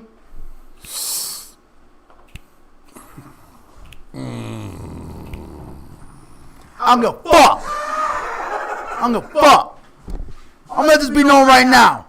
That man was a slimy, low-down human being. Okay? I will feel bad for his daughters who have to grow up having to see that. His wife will just be passed along to the next. His wife would just be passed along to the next fucking Republican in that cult. So, whatever with her, I would feel bad for his children. But him, oh, he get a pineapple up the ass like Hitler down in hell. Little Nicky style. Anyways, Mark Shapiro, you can get in that motherfucking hole too, you greedy, slimy son of a bitch. Okay? You out here literally admitting, oh, whoa, we ass raped the UFC fans. So we're gonna ass rape. Let's be realistic. Does UFC produce new content 52 weeks a year? No. Do they produce new content 52 weeks a year, multiple fucking days a week? No. Okay. Does UFC have to legitimately everybody unlocking key contracts 24/7? No. So when UFC holds their events, what is it, like every 3 months or something like that? No, they do a pay-per-view every month, and they try. They do fight nights, but nobody. Fight nights, they ain't paying shit. Nobody cares about fight nights. They're just milking money. But either which way, when you have your UFC events, okay, you can charge this big money because people are going there to watch legit fighting, not predetermined fighting. Okay, so. You see that? Oh well, you know. I'm sorry, I don't see the Smiths taking little Johnny and Emily Smith to a fucking bloodbath in UFC. I do see them trying to take them to a WWE event, which, unless Smith's over here working for the cabinet at the White House, can't really afford it unless you take out a second mortgage. Okay, people are showing that the lowest price ticket are going for like $3,000 on this John Cena tour, and you're in the nosebleeds. I'll be fucking damned if I'm giving you anything over fucking $100 for somewhere where I gotta fucking plug my nose and have oxygen. I'll be fucking damned if I'm sitting somewhere and I had to pay you all that money and I gotta watch that bitch on the big screen. Okay, and that bitch ain't even an 8K. If I gotta pay you several $1,000s to sit in the nosebleed section, I better be watching that bitch on 3D on the fucking big screen. 4D. I want to literally feel sweat. You spray me with mist. Lie to me. But you over here, you greedy son of a bitch. You're gonna learn the hard way. You're gonna learn the fucking hard way. Okay, he's going to be singing a different tune in a year from now. Singing a whole different tune a year from now. Talk about, oh, we're going to lose as much. And then you try to take a dig at Vince. You could take different digs. Vince is a slimy-ass human being. But at least he said, I'm not trying to ass rape them for all the... It literally is in that report where they said Vince McMahon priced those tickets so that families can enjoy. Can go. And this TKO are making it so that they are just going to see profit. Literally, that man said Vince was pricing his tickets way too low for our liking. And now we're going to maximize our profit. Okay, we don't give a fuck about you people. You're going to continue to come. Pretty much. Okay, you're going to get your hard on for your nostalgia. Triple H is going to keep pumping out the nostalgias for you. This isn't on Triple H. This is on TKO. No, but he has to keep pumping out this stuff to keep getting those asses in the seats. Yep. Okay? So it all trickles downhill. He's getting told by his bosses, listen. Straight up, Lispa. We're trying to rape these people for all their money, and you need to provide them with everything they can to blindly throw away their money at us. Until something gives... People, this is what's going to happen. Okay? And right now, it doesn't look like something's going to give. Because you got people like Green Shirt Guy who is just throwing money left to fucking right. Yep. Okay? You got people who are just buying and paying tens of thousands of dollars for tickets. Celebrities. Okay? These celebrities are probably getting deals. Because if the latest hot celebrity in Hollywood or in music, their agent or their people calls WWE saying they were trying to get front row seats. Oh, there's so and so. Oh, so if we could put so and so, plaster them on our TV screen with their name and everything, take a few $1,000s off. Oh, don't forget the social media guys that they've been running the same people over and over and over Somebody and over tag again. Nick Jackson so we can actually see me wearing this shirt so I can live up to my goddamn bet. Okay. So you're peddling Ken Andretti. you got your propaganda going. You got your propagandists going. You keep peddling this stuff. I can literally watch a WWE show on clips and know exactly what's going on. That's how I ingest my shows. I could not picture. I could not fathom. I could not even think of. It's to the point where Carl will even call me and say I got free tickets to be fucking seat fillers at a WWE show because I would not attend. I'll attend for free. I don't give a fuck. I would not attend for free. I don't care. I'm going. Okay? Your product doesn't interest me. You're pricing out your fucking people. That they are doing. We've been saying that all year long. You are pricing the fuck out of your people. Like, this is ridiculous. And then just to blatantly admit it. Oh, well, we're trying to maximize our profits like UFC. There's a difference between Ken UFC. Andretti. Did I say Nick Jackson? I meant Nick Thomas. My bad. But it's like, at least with UFC, we're getting some blood. Mm-hmm.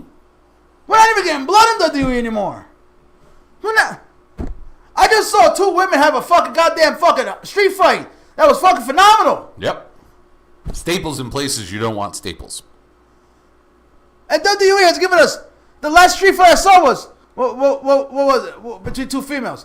The beach board match down in NXT, where a woman lost by getting hit by foam paddleboard. I have hit my children in the back with those foam paddleboards, and they have giggled. They no-sold. And you telling me that this what I'm at? But continue making your money. Continue, because when it comes back, when the chickens come home to roost, listen, karma is never on time. Karma could be late. Karma could take a few weeks off, take a few months off. But that bitch always comes the fuck around. Okay? Somebody found out yesterday. And really quick, I'm still keeping my prediction. It's year one of this whole situation. And I said, give it 5 years. Y'all are going to work Triple H out of that fucking company. Because the moment those ticket prices go up and people stop coming to these shows, he's getting first blame. He's getting first blame. It's nobody at TKO is getting any backlash or blame for this. No, it's all going to fall on Even Hunter. now, the fucking guy who heads it, and people are still tweeting at Triple H, mad at him for the prices. It's not him. It but really isn't. You know what the grand thing is that Mark Shapiro isn't on social media. Yeah. So he's not getting any blowback. He knows this. And if he is on social media, he's under some fake fucking name where he has his assistant tweeting out stuff. He's Joe Schmo that works at TKO. He ain't the goddamn CEO. This ain't going good. And trust me, we'll get back to WWE and prices shortly. I gotta go third week in a row. All right, guys. Well, here's the time. You had your LSU moment. Is going to go ahead and go on this rant from this TV show called Big Brother. And here's the kicker. This time I'm not even gonna rant about the show. Well, I mean I am, but man, if you guys thought the IWC was bad, boy, the IBBC is horrendous. No diddy. So this is what happened. This is where we're at now. Internet Big Brother community. I have to specify it before some people think of other things. Wait, what happened? Oh yeah, I saw that. They're talking about Dragunov coming back. All right, so here's what happened, right? So as you guys know, I'm a diehard Big Brother fan. It's one of my favorite shows. It comes on every year, blah, blah, blah. So what happened this past week that caused you guys to lose 3 million viewers? Even Lisper's on you.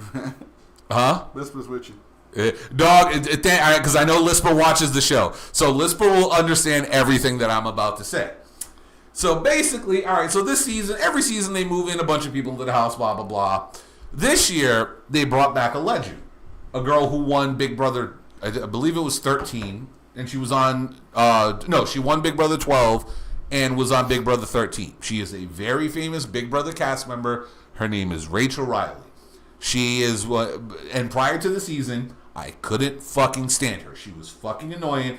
Imagine Eva Marie, right? Oh, look-wise. Ooh. Okay? But she had the personality of Tiffany Stratton. Okay. So that's what you're working with here, okay? Now, she's been on Big Brother twice. She's been on The Amazing Race twice. She won The Amazing Race. She won Big Brother.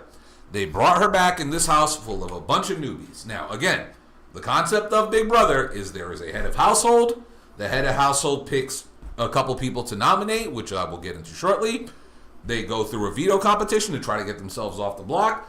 Then on Thursday nights, aka tonight, they have an elimination where the house guests vote you out of the house. Right? You guys got the basic concept. We're Gucci. Okay. Now, for the first time in 27 seasons. That's right, Brendan. You know what's funny? I actually liked Brendan before I liked Rachel. Yes, she met her husband on the show. They've been married, have kids, blah, blah, blah. Still together to this day. Okay. All these years later. Okay. All right.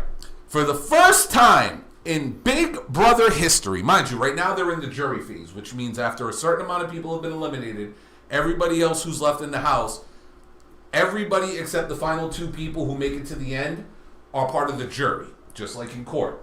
The jury decides who wins the game. Okay. Again, this is all strategy, because that's what Big Brother is. It's a strategy game. Whether it's physical or social, you find a way to stay in the house. Last Friday, well, actually, technically, last Thursday, after the episode aired, they announced everybody that's in the house is making it to jury. They give us this thing called the White Locust. Not the White Lotus, like the show, but a White Locust challenge.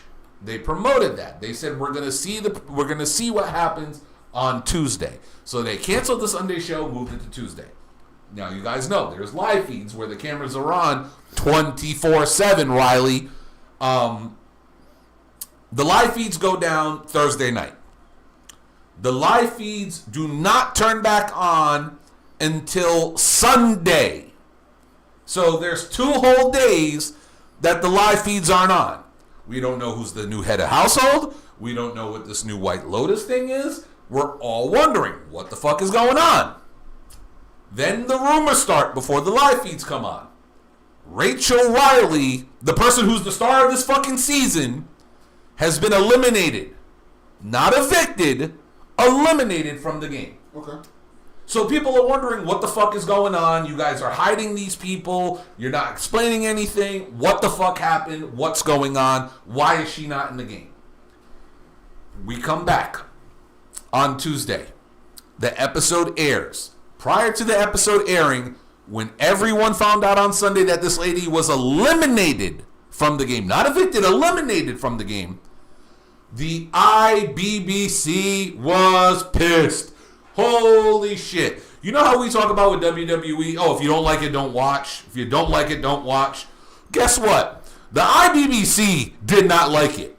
And the IBBC did not watch. How the fuck do you piss off your entire fucking fan base to the point where you guys lose 4 million viewers?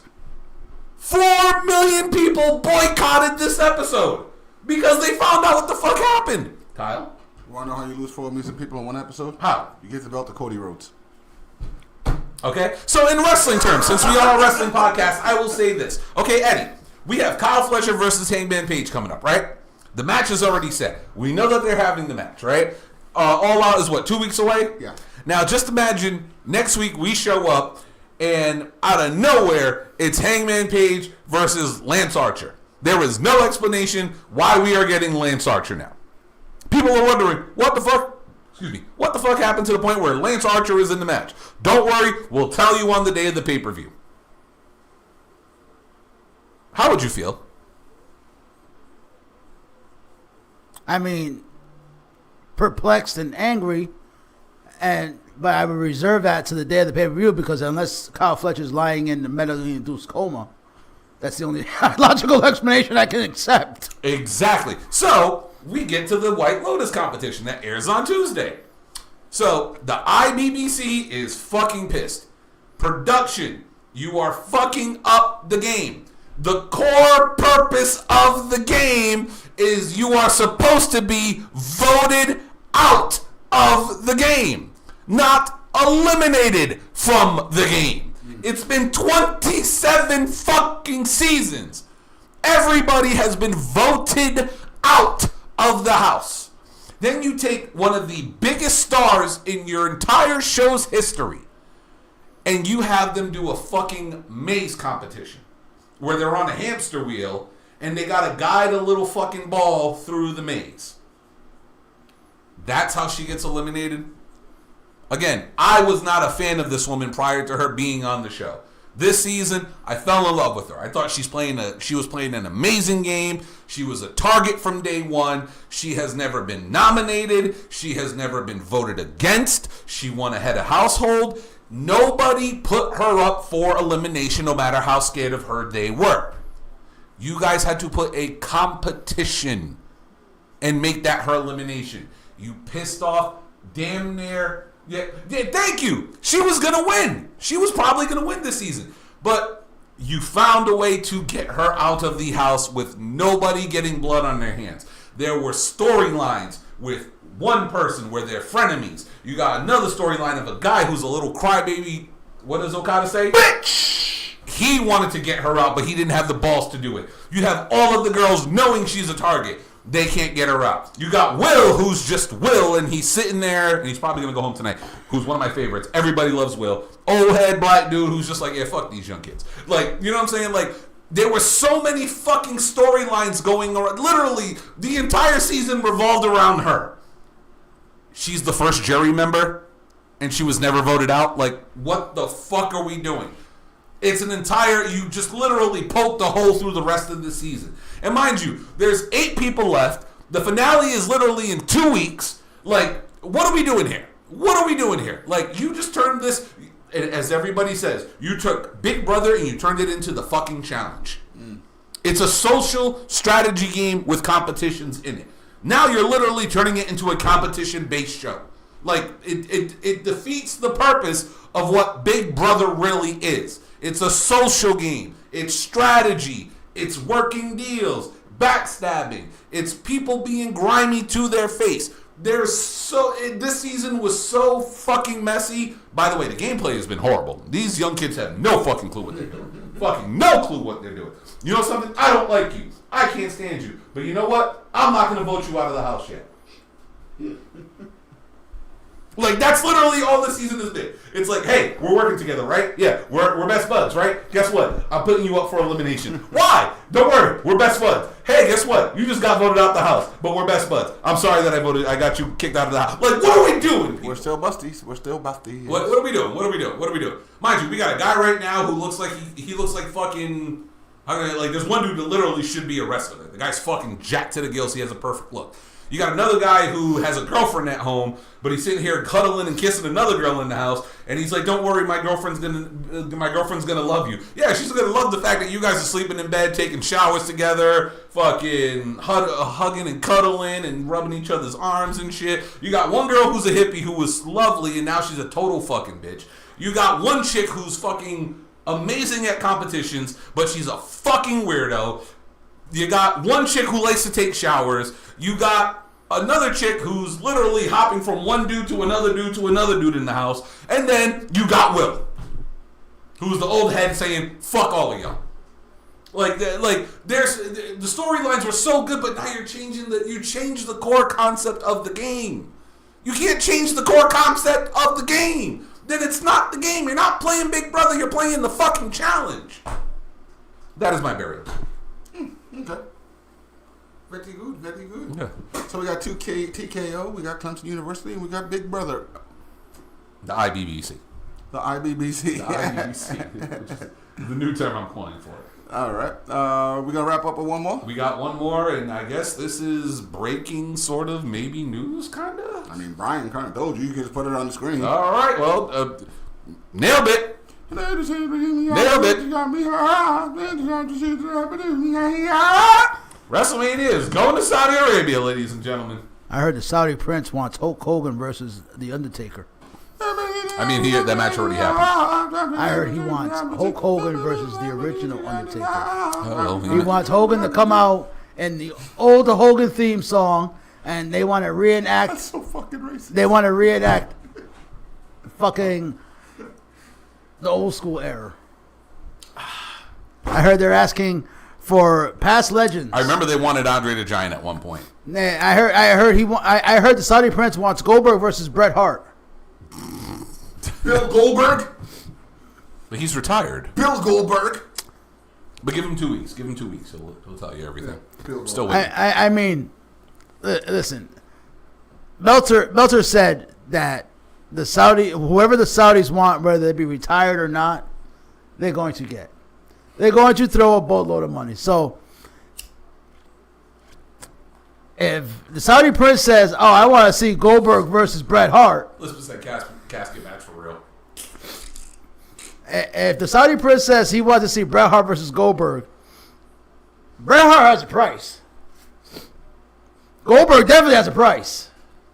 Oh, of course. And that oil fucking rich family over there, they'll pay the price. Oh, yeah. I mean, if we want Goldberg versus Breaker, there you go, Saudi. let's be realistic. We all knew this was coming.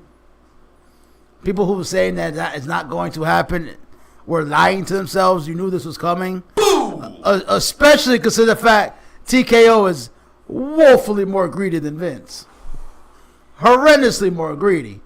And you know they're getting a fucking goddamn check in gold. Okay, the check was blank. Mm-hmm. Shapiro put a number on there. And yes, Will is indeed a floater. He's the greatest floater of all time. Nobody wants to get rid of him. But I don't know if this could be a nice WrestleMania, or this could be some ode to the Saudi Prince WrestleMania. What are we going to get here? We're going to get ode to the Saudi Prince? Because they brought WrestleMania. This is brought and paid for. So they can pretty much call their shots on the booking. Oh, that reminds me of something else too. But yeah, continue. Like the matches. If they don't like the match, I hate. Like we didn't get a number, but I know the number's ridiculous. I know the number they paid is ridiculous. So this could be an absolute fucking train wreck, or this could be a serviceable Mania. This is not going. This is not going to be a banger Mania.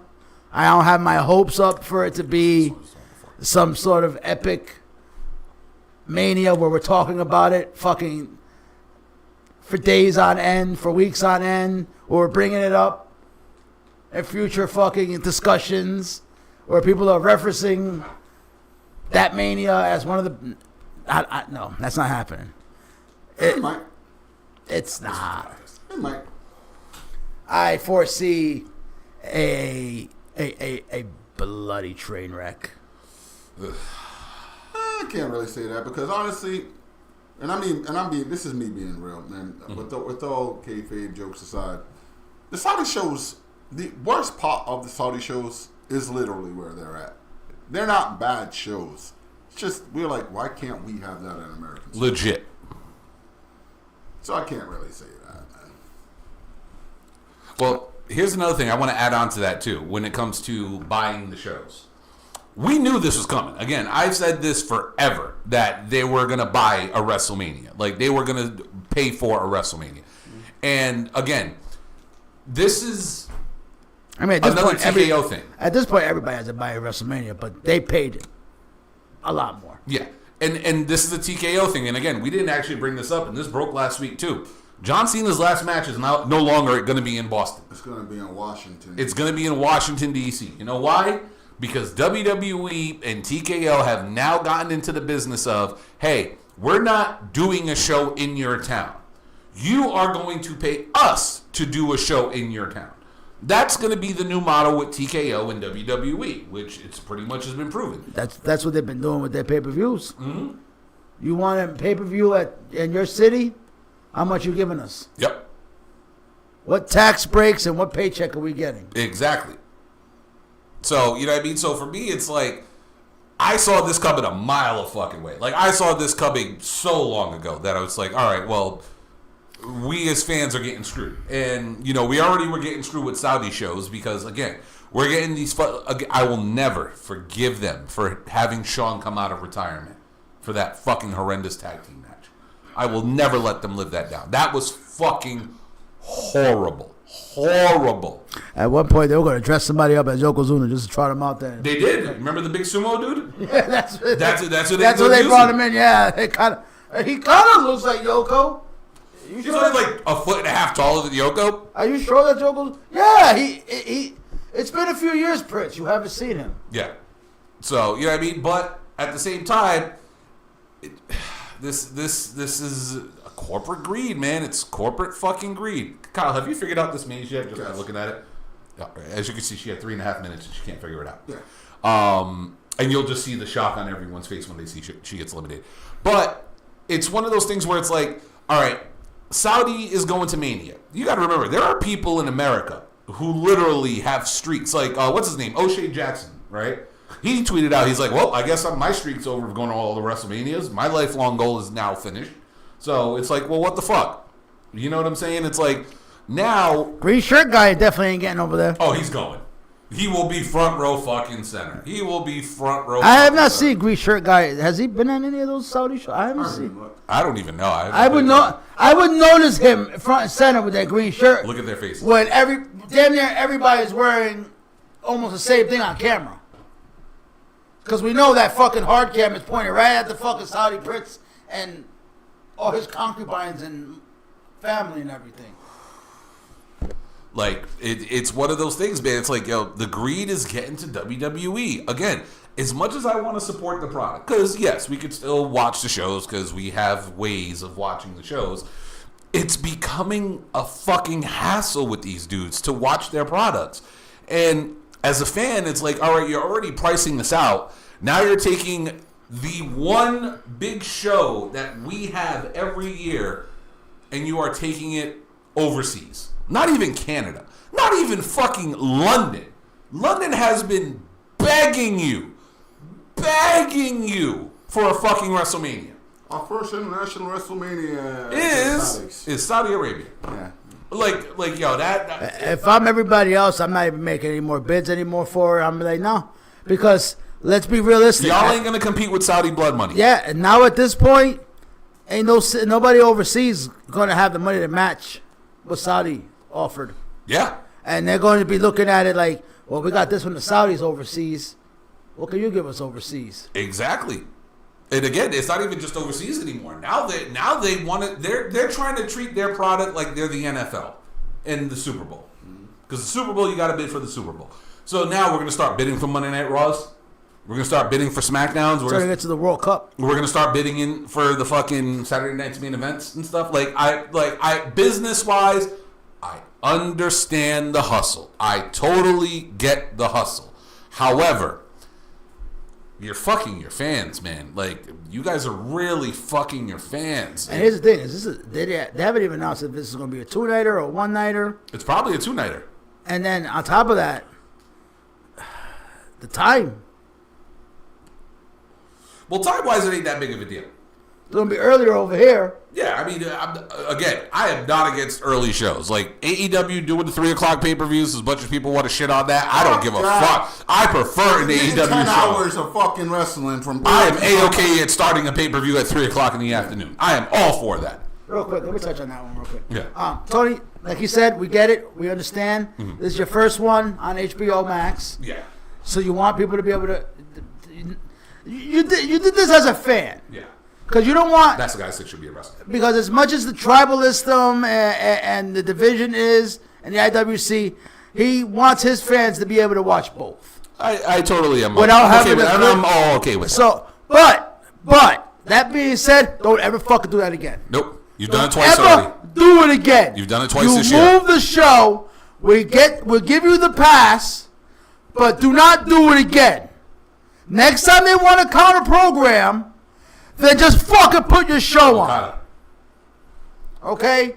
Load your shit up, put both barrels, and play your show at the time. If you were there first, fuck it. That's all I gotta say. Don't do it again. Don't do it again. Kyle, any closing thoughts on this Saudi matter? Again. Why WrestleMania, man? I don't give a fuck if you're a fucking AEW fan, TNA fan, fucking independent fan, WWE fan. WrestleMania is literally the pinnacle of a fucking wrestling event. I'm not debating that with anybody. You feel different, that's on you. WrestleMania is literally the weekend for fucking wrestling. And it's typically overpriced in America, of course, because it's literally WrestleMania. Which That's the one show you expect to pay too much money. Yeah. Just leave it this. Troy Dan, the guy that I watch, he's going to WrestlePalooza. You want to take a guess? Second row seats. Probably 15,000. 2 tickets. 30? Well, you're halfway there. Actually, you're under halfway there. If He paid more than 60 grand. Ain't no way in hell. Anyway, $78,000 for 2 second row seats at WrestlePalooza. This is everything: drinks, food, VIP flight. package, all that shit. And I get to choose for my own personal cake down at NXT, right? No, you do not. No, fuck that. For 60 grand, 78, I better be walking. Sean better be walking me through. And you know that scene in Rush Hour when they go to the fucking massage parlor? Sean better do that. And they just come on out, and I get to So Ruka, choose Miss my cake. Parker, They all Mo turn around, Rice, and I get to be like, yeah, I want that cake. over Jasmine there. Nix. We'll throw This Jasmine cake Nix over- in there. I'll take a nibble of that piece of cake over there as well. Yeah, no. Unfortunately, no. That doesn't come with the package. But hey, you get to take a picture with Mr. Iguana. The iguana better fucking do some fucking goddamn tricks. That shit better come alive. Dead ass. Yo, Jackson, if you don't believe me, right, look up Troy Dan on YouTube and look on his videos, and he has his journey from SummerSlam. He has WrestleMania. Mind you, he's sitting in the second row. He's right behind, literally behind green shirt guy. That's a damn lie, by the way. Like 30 grand a It's fucking just ticket. covered up, but there's a lot of it out there. Like 30 grand a ticket. But anyway, like I was saying though, man, like the whole pinnacle of wrestling is literally like it's an American tradition. I don't give a fuck. All right, It's been around since TV was invented. sorry guys, it's always been in America. I understand that you want to branch out and do something with the Saudi Arabians because they're paying you hand over fist, but this is the one show that you should not have done that for. Do it for SummerSlam. Do it for Royal Rumble. You're doing it for Do Royal it Rumble for this year. service. Do it for, I swear to you. I don't. You might as well have just sold your fucking company to the fucking Saudis at this point. You probably would have had more creative control. Long story short, like, fucking get it over with. Give them the fucking Saudis. It's okay. We got plenty of other fucking channels of wrestling to fucking explore. Let the Saudi prince be the booker, the fucking payee, and everything else. What the fuck, bro? The one show that you really shouldn't have this been like, nah, this one's gonna go to Cali. Nah, this one's gonna go to Boston. Nah, this one's gonna go to Florida. No, fuck that. Yeah, I'm not a fan. And the Saudi crowds, a lot of people say international crowds are a lot better than American crowds. The Saudi crowds ain't one of them. Saudi crowds aren't bad, but They're not one of they're not them. Paris. We'll say that much. France is the livest crowd in the fucking world. Promise what They're I'm saying. they're not Europe. They're not Europe. They're Period. definitely not London. They're not Europe. Period. Okay, it's a desert, and like I said, let's be realistic. These shows, this isn't about ticket sales because W got their money already, and the show is going to be packed anyways because you're under fucking orders from the fucking royal family to attend. How are we going to do the Hall of Fame? Iron Sheik, Iron He's Sheik been in. definitely. He's been in. he's getting put in. Oh no, Great Khali. Muhammad Hassan. Mansoor's coming back. Mansoor. Mansoor is returning. You better first off. I got to check the TK. What's the contract status on Eminem? Because you know he don't lose, right? But can I just put one thing out there real quick though? And because honestly, what you just said about TK, that he actually switched over so that people can watch WWE. Not only that, John Cena just randomly tweeted out a picture of Edge. Are they actually going to start playing nice? No, No, hell hasn't Wish. frozen over yet. Hell hasn't frozen over yet. I'm saying. Hell hasn't frozen. I mean, it's hell on earth, and December is only a couple months away. Hey man, look. Can we just like bury the hatchet for one night? We got Cena leaving, and the Mark says, "Oh yeah, can we borrow Edge?" It's gonna cost you. We'll talk about that in the future. I mean, TK's. The sad part is TK's always been open to it. That motherfucker's been just as hell on WWE's WWE. He has, on but there's no. He came in. He was open for it. He's been, even to this day. That man will tell you if the cards align, and he'll say, that's India. That's India. He'll say some runaround politically correct statement and stuff. But the man is a fucking wrestling fan. Yes, of course. So if WWE legit came to him and legit wanted to do something together, he'd be open to it. It's the other way around that just seems that doesn't want to play nice. No, dude, that happens both ways. The nigga went onto a Fox business show and literally, instead of talking about AEW, after they have done everything, they are the fucking. Go ahead. But after the guy who Harvey Weinstein. No, but I gotta say this. Go ahead. Pissant Company. Y'all started it. Okay. He started it. Can we squash this beef? Can we let it go? It's gonna be both parties. It does. And the sad part is it's just one person attack, or it's one fan base attacking the Well, other. here's the when thing. it's both fan bases going at each other, it's both companies going at each other. Yes. They're both sending shots, both sending subliminals. If they can both stop the bullshit and actually just put together a peace treaty, One has. Dude, it's been the Triple H has been on record saying I don't mind working with them too. And not only that, but Vince McMahon allowed Chris Jericho to be on Stone Cold Steve Austin's fucking podcast. Fucking Badass Billy Gunn, while the company was coming together, was part of the Hall of Fame fucking speech for and Tony Khan allowed him to do that. Dude, like, they can literally just say, yo, for one night, dude, yo, it goes both ways. It's not just one company, man. But the thing is that lately, Tony has not done any of that. That's what Tony I'm has saying. kept his fucking mouth shut. Tony has been playing nice. We're literally almost at a year. No, they haven't. They just counter programming left and right. That's true. That is true. They put 3 shows against one. They are. They made up a show. But you know, since we're going, you did that first. Didn't fucking AEW do that to NXT? And made NXT have to call out fucking Undertaker, John Cena. Because NXT literally got put on the same day as them to counter them. They changed days. No, when they first started out, NXT they literally debuted a week before Dynamite did. Yeah, they did on Wednesday, and then they said, "All right, guys, you got this. We'll go to Tuesday." Yeah, after a year. But and then what happened? They did the same. No, it goes both ways. You can't condemn one and then. No, I'm not saying that at all. I agree with you. No, the AEW. I will say TK this year has shut the fuck up. Yes, he has. He's done a phenomenal job at shutting the He fuck has not up. taken the They bait have baited him, and he's not taking the bait. And not for nothing, Nick Khan did the same thing. This motherfucker just said a dead eye. Yeah. And Nick Khan's done the same thing. And one with a dead eye. And they were trying to bait Nick Khan into a fucking song, and he was just like, "Listen, man, they got a phenomenal roster. No, they do. And when they're done, there's some guys we got some eyes on, but we're not gonna shit on." But here's the thing: recently, hey, look at Jesus. Recently, you're counter programming them. Yeah. It's like that's the part that's really sticking in the craw. It's like, yo, we're literally trying to play nice this year. We're not saying anything. We're not even trying to acknowledge you. We are focusing on our shit, which they have done since, let's say, what? January? All Out of last year. They have been. January. I'll give it from All Out last year. From All Out last year on, they've been on their best fucking behavior and been focusing on themselves. So, and the shows have been phenomenal and everything's been improving ever so slightly because of said reason. That was GML. But let's be realistic. Even at the start, okay, AEW tried to play nice. WWE tried to play a little hard. So AEW played hard. And from there on, after the initialists, they went back and forth, yes. Because I'm not going to get bullied and not go back. I'll be damned, you're going to pick on me. I'm going to fuck if I'm the little guy in the room. I'm going to fuck you. And stuff. I'm going to go back at you.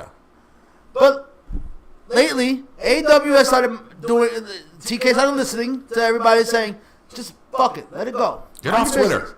Mind your business. Just promote your show. He literally goes on Twitter and he'll promote his soccer team. He'll promote the Jaguars. He'll promote his shows. The Jaguars. Okay? He promotes his stuff. and everything. Every now and then he'll respond to some fans and everything. Shout out some happy birthday to somebody. You know, throw on a little nugget of fucking knowledge of wrestling that he... It's as if Tony Khan learned how to use social media. And granted, WWE isn't on social media dragging him through the mud. No. But when you start counter-programming and making shows up that didn't exist and literally put it on and say, oh, well, we didn't know. Try to be like, oh, well, they were there? Who knew? Come on. Don't get me wrong. I wish they would play nice. Yeah. Oh, trust me, there's fucking dream matches out the wazoo if they played nice. But WWE's idea of playing nice is you have to bend the knee and get diddied. And not everybody wants to get diddied. A lot of people don't want to get diddy. I mean, Anthem has got no problem being diddied. Yeah. Triple A got just brought. They said, we're not even going to diddy you. We're just going to buy you. Yeah. You know, it's like they tried to diddy Noah. That didn't really work out too well for them. Mm-hmm. They can't get a foothold Well, in you ain't Japan. fucking with the Yakuza, so. You can't get a full. Nobody's getting a foothold in Japan. I don't understand. You're not getting a foothold with American wrestling in Japan. Yeah, You could sprinkle it in there every now and then, but you're not getting. You're just not. No. That's a tradition over there. It's like you're just not getting a foothold in Mexico. CMLL has to die. Wait. Yes, they have AAA down there, but AAA, let's be realistic, is the number 2 in Mexico. Okay. They are the number 2. They are the numero dos. Okay, CMLL is number 1. That they are WWE down there. What's the matter, Kyle? Eddie's in 2 places at once. Oh, my Lord. No, wait till Halloween. No, I'm with Eddie on this. I agree. I feel they could play nice. It's a two-way street. I feel like one side has finally opened up and said, "All right, let's play nice," and the other one is still trying to get their shit in when they can. And you would think with the greediness that TKO is letting out there, playing nice writes checks. It does. And you get a whoever wants a Forbidden Door, Worlds Collide, whatever the fuck you want. Literally. Whoever gets to name it. It doesn't matter. Here's the deal. WWE versus AEW. You can legit do a one-year storyline with these companies. You can have it start off at Survivor Series. You can keep it going until World's End, where, a monster invasion happens. Or fucking, you have a Forbidden Door. Hell, you can even have a match at WrestleMania, as long as it's not in Saudi. But, you know what I'm saying? It's a possibility. You can literally do a one-year storyline with AEW. I mean, Hey, I'm not going to lie. I got one I want to see. Can I get one? People Yo, can I just see John Moxley, right?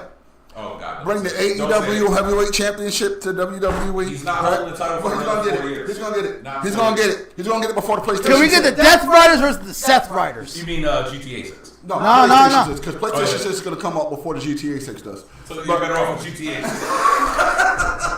Oh, there's a better chance of us being an old folks home crippled being taken care of by our fucking grandchildren as AI robots control everything. Before that game. Gators. That's all I want to do is shoot random people to have gators.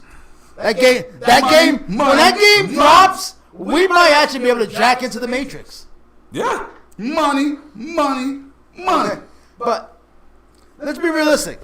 If you had an AEW WWE pay-per-view event, I'm sorry, you can charge triple digits for the pay-per-view. People gonna buy. You want to talk about fucking raping people for cash? Oh, you're raping the pay-per-view buys, the streaming buys. I'm sorry.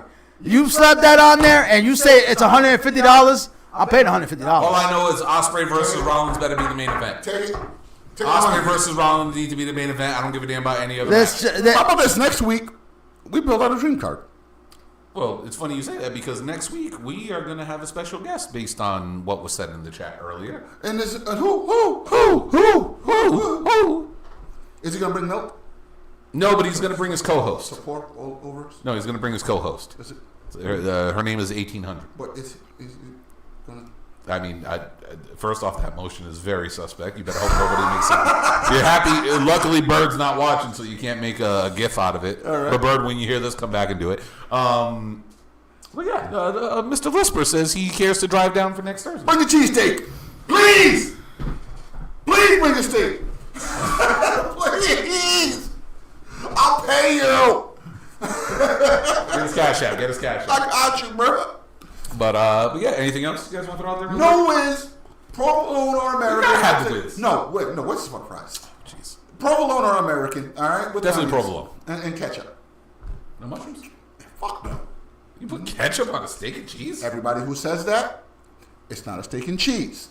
It's a cheese steak. I apologize. There's a difference.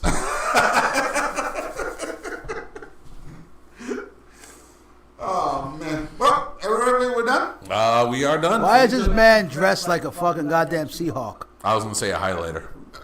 Eddie, that's you. Why are you I dressed was- like Wait a second.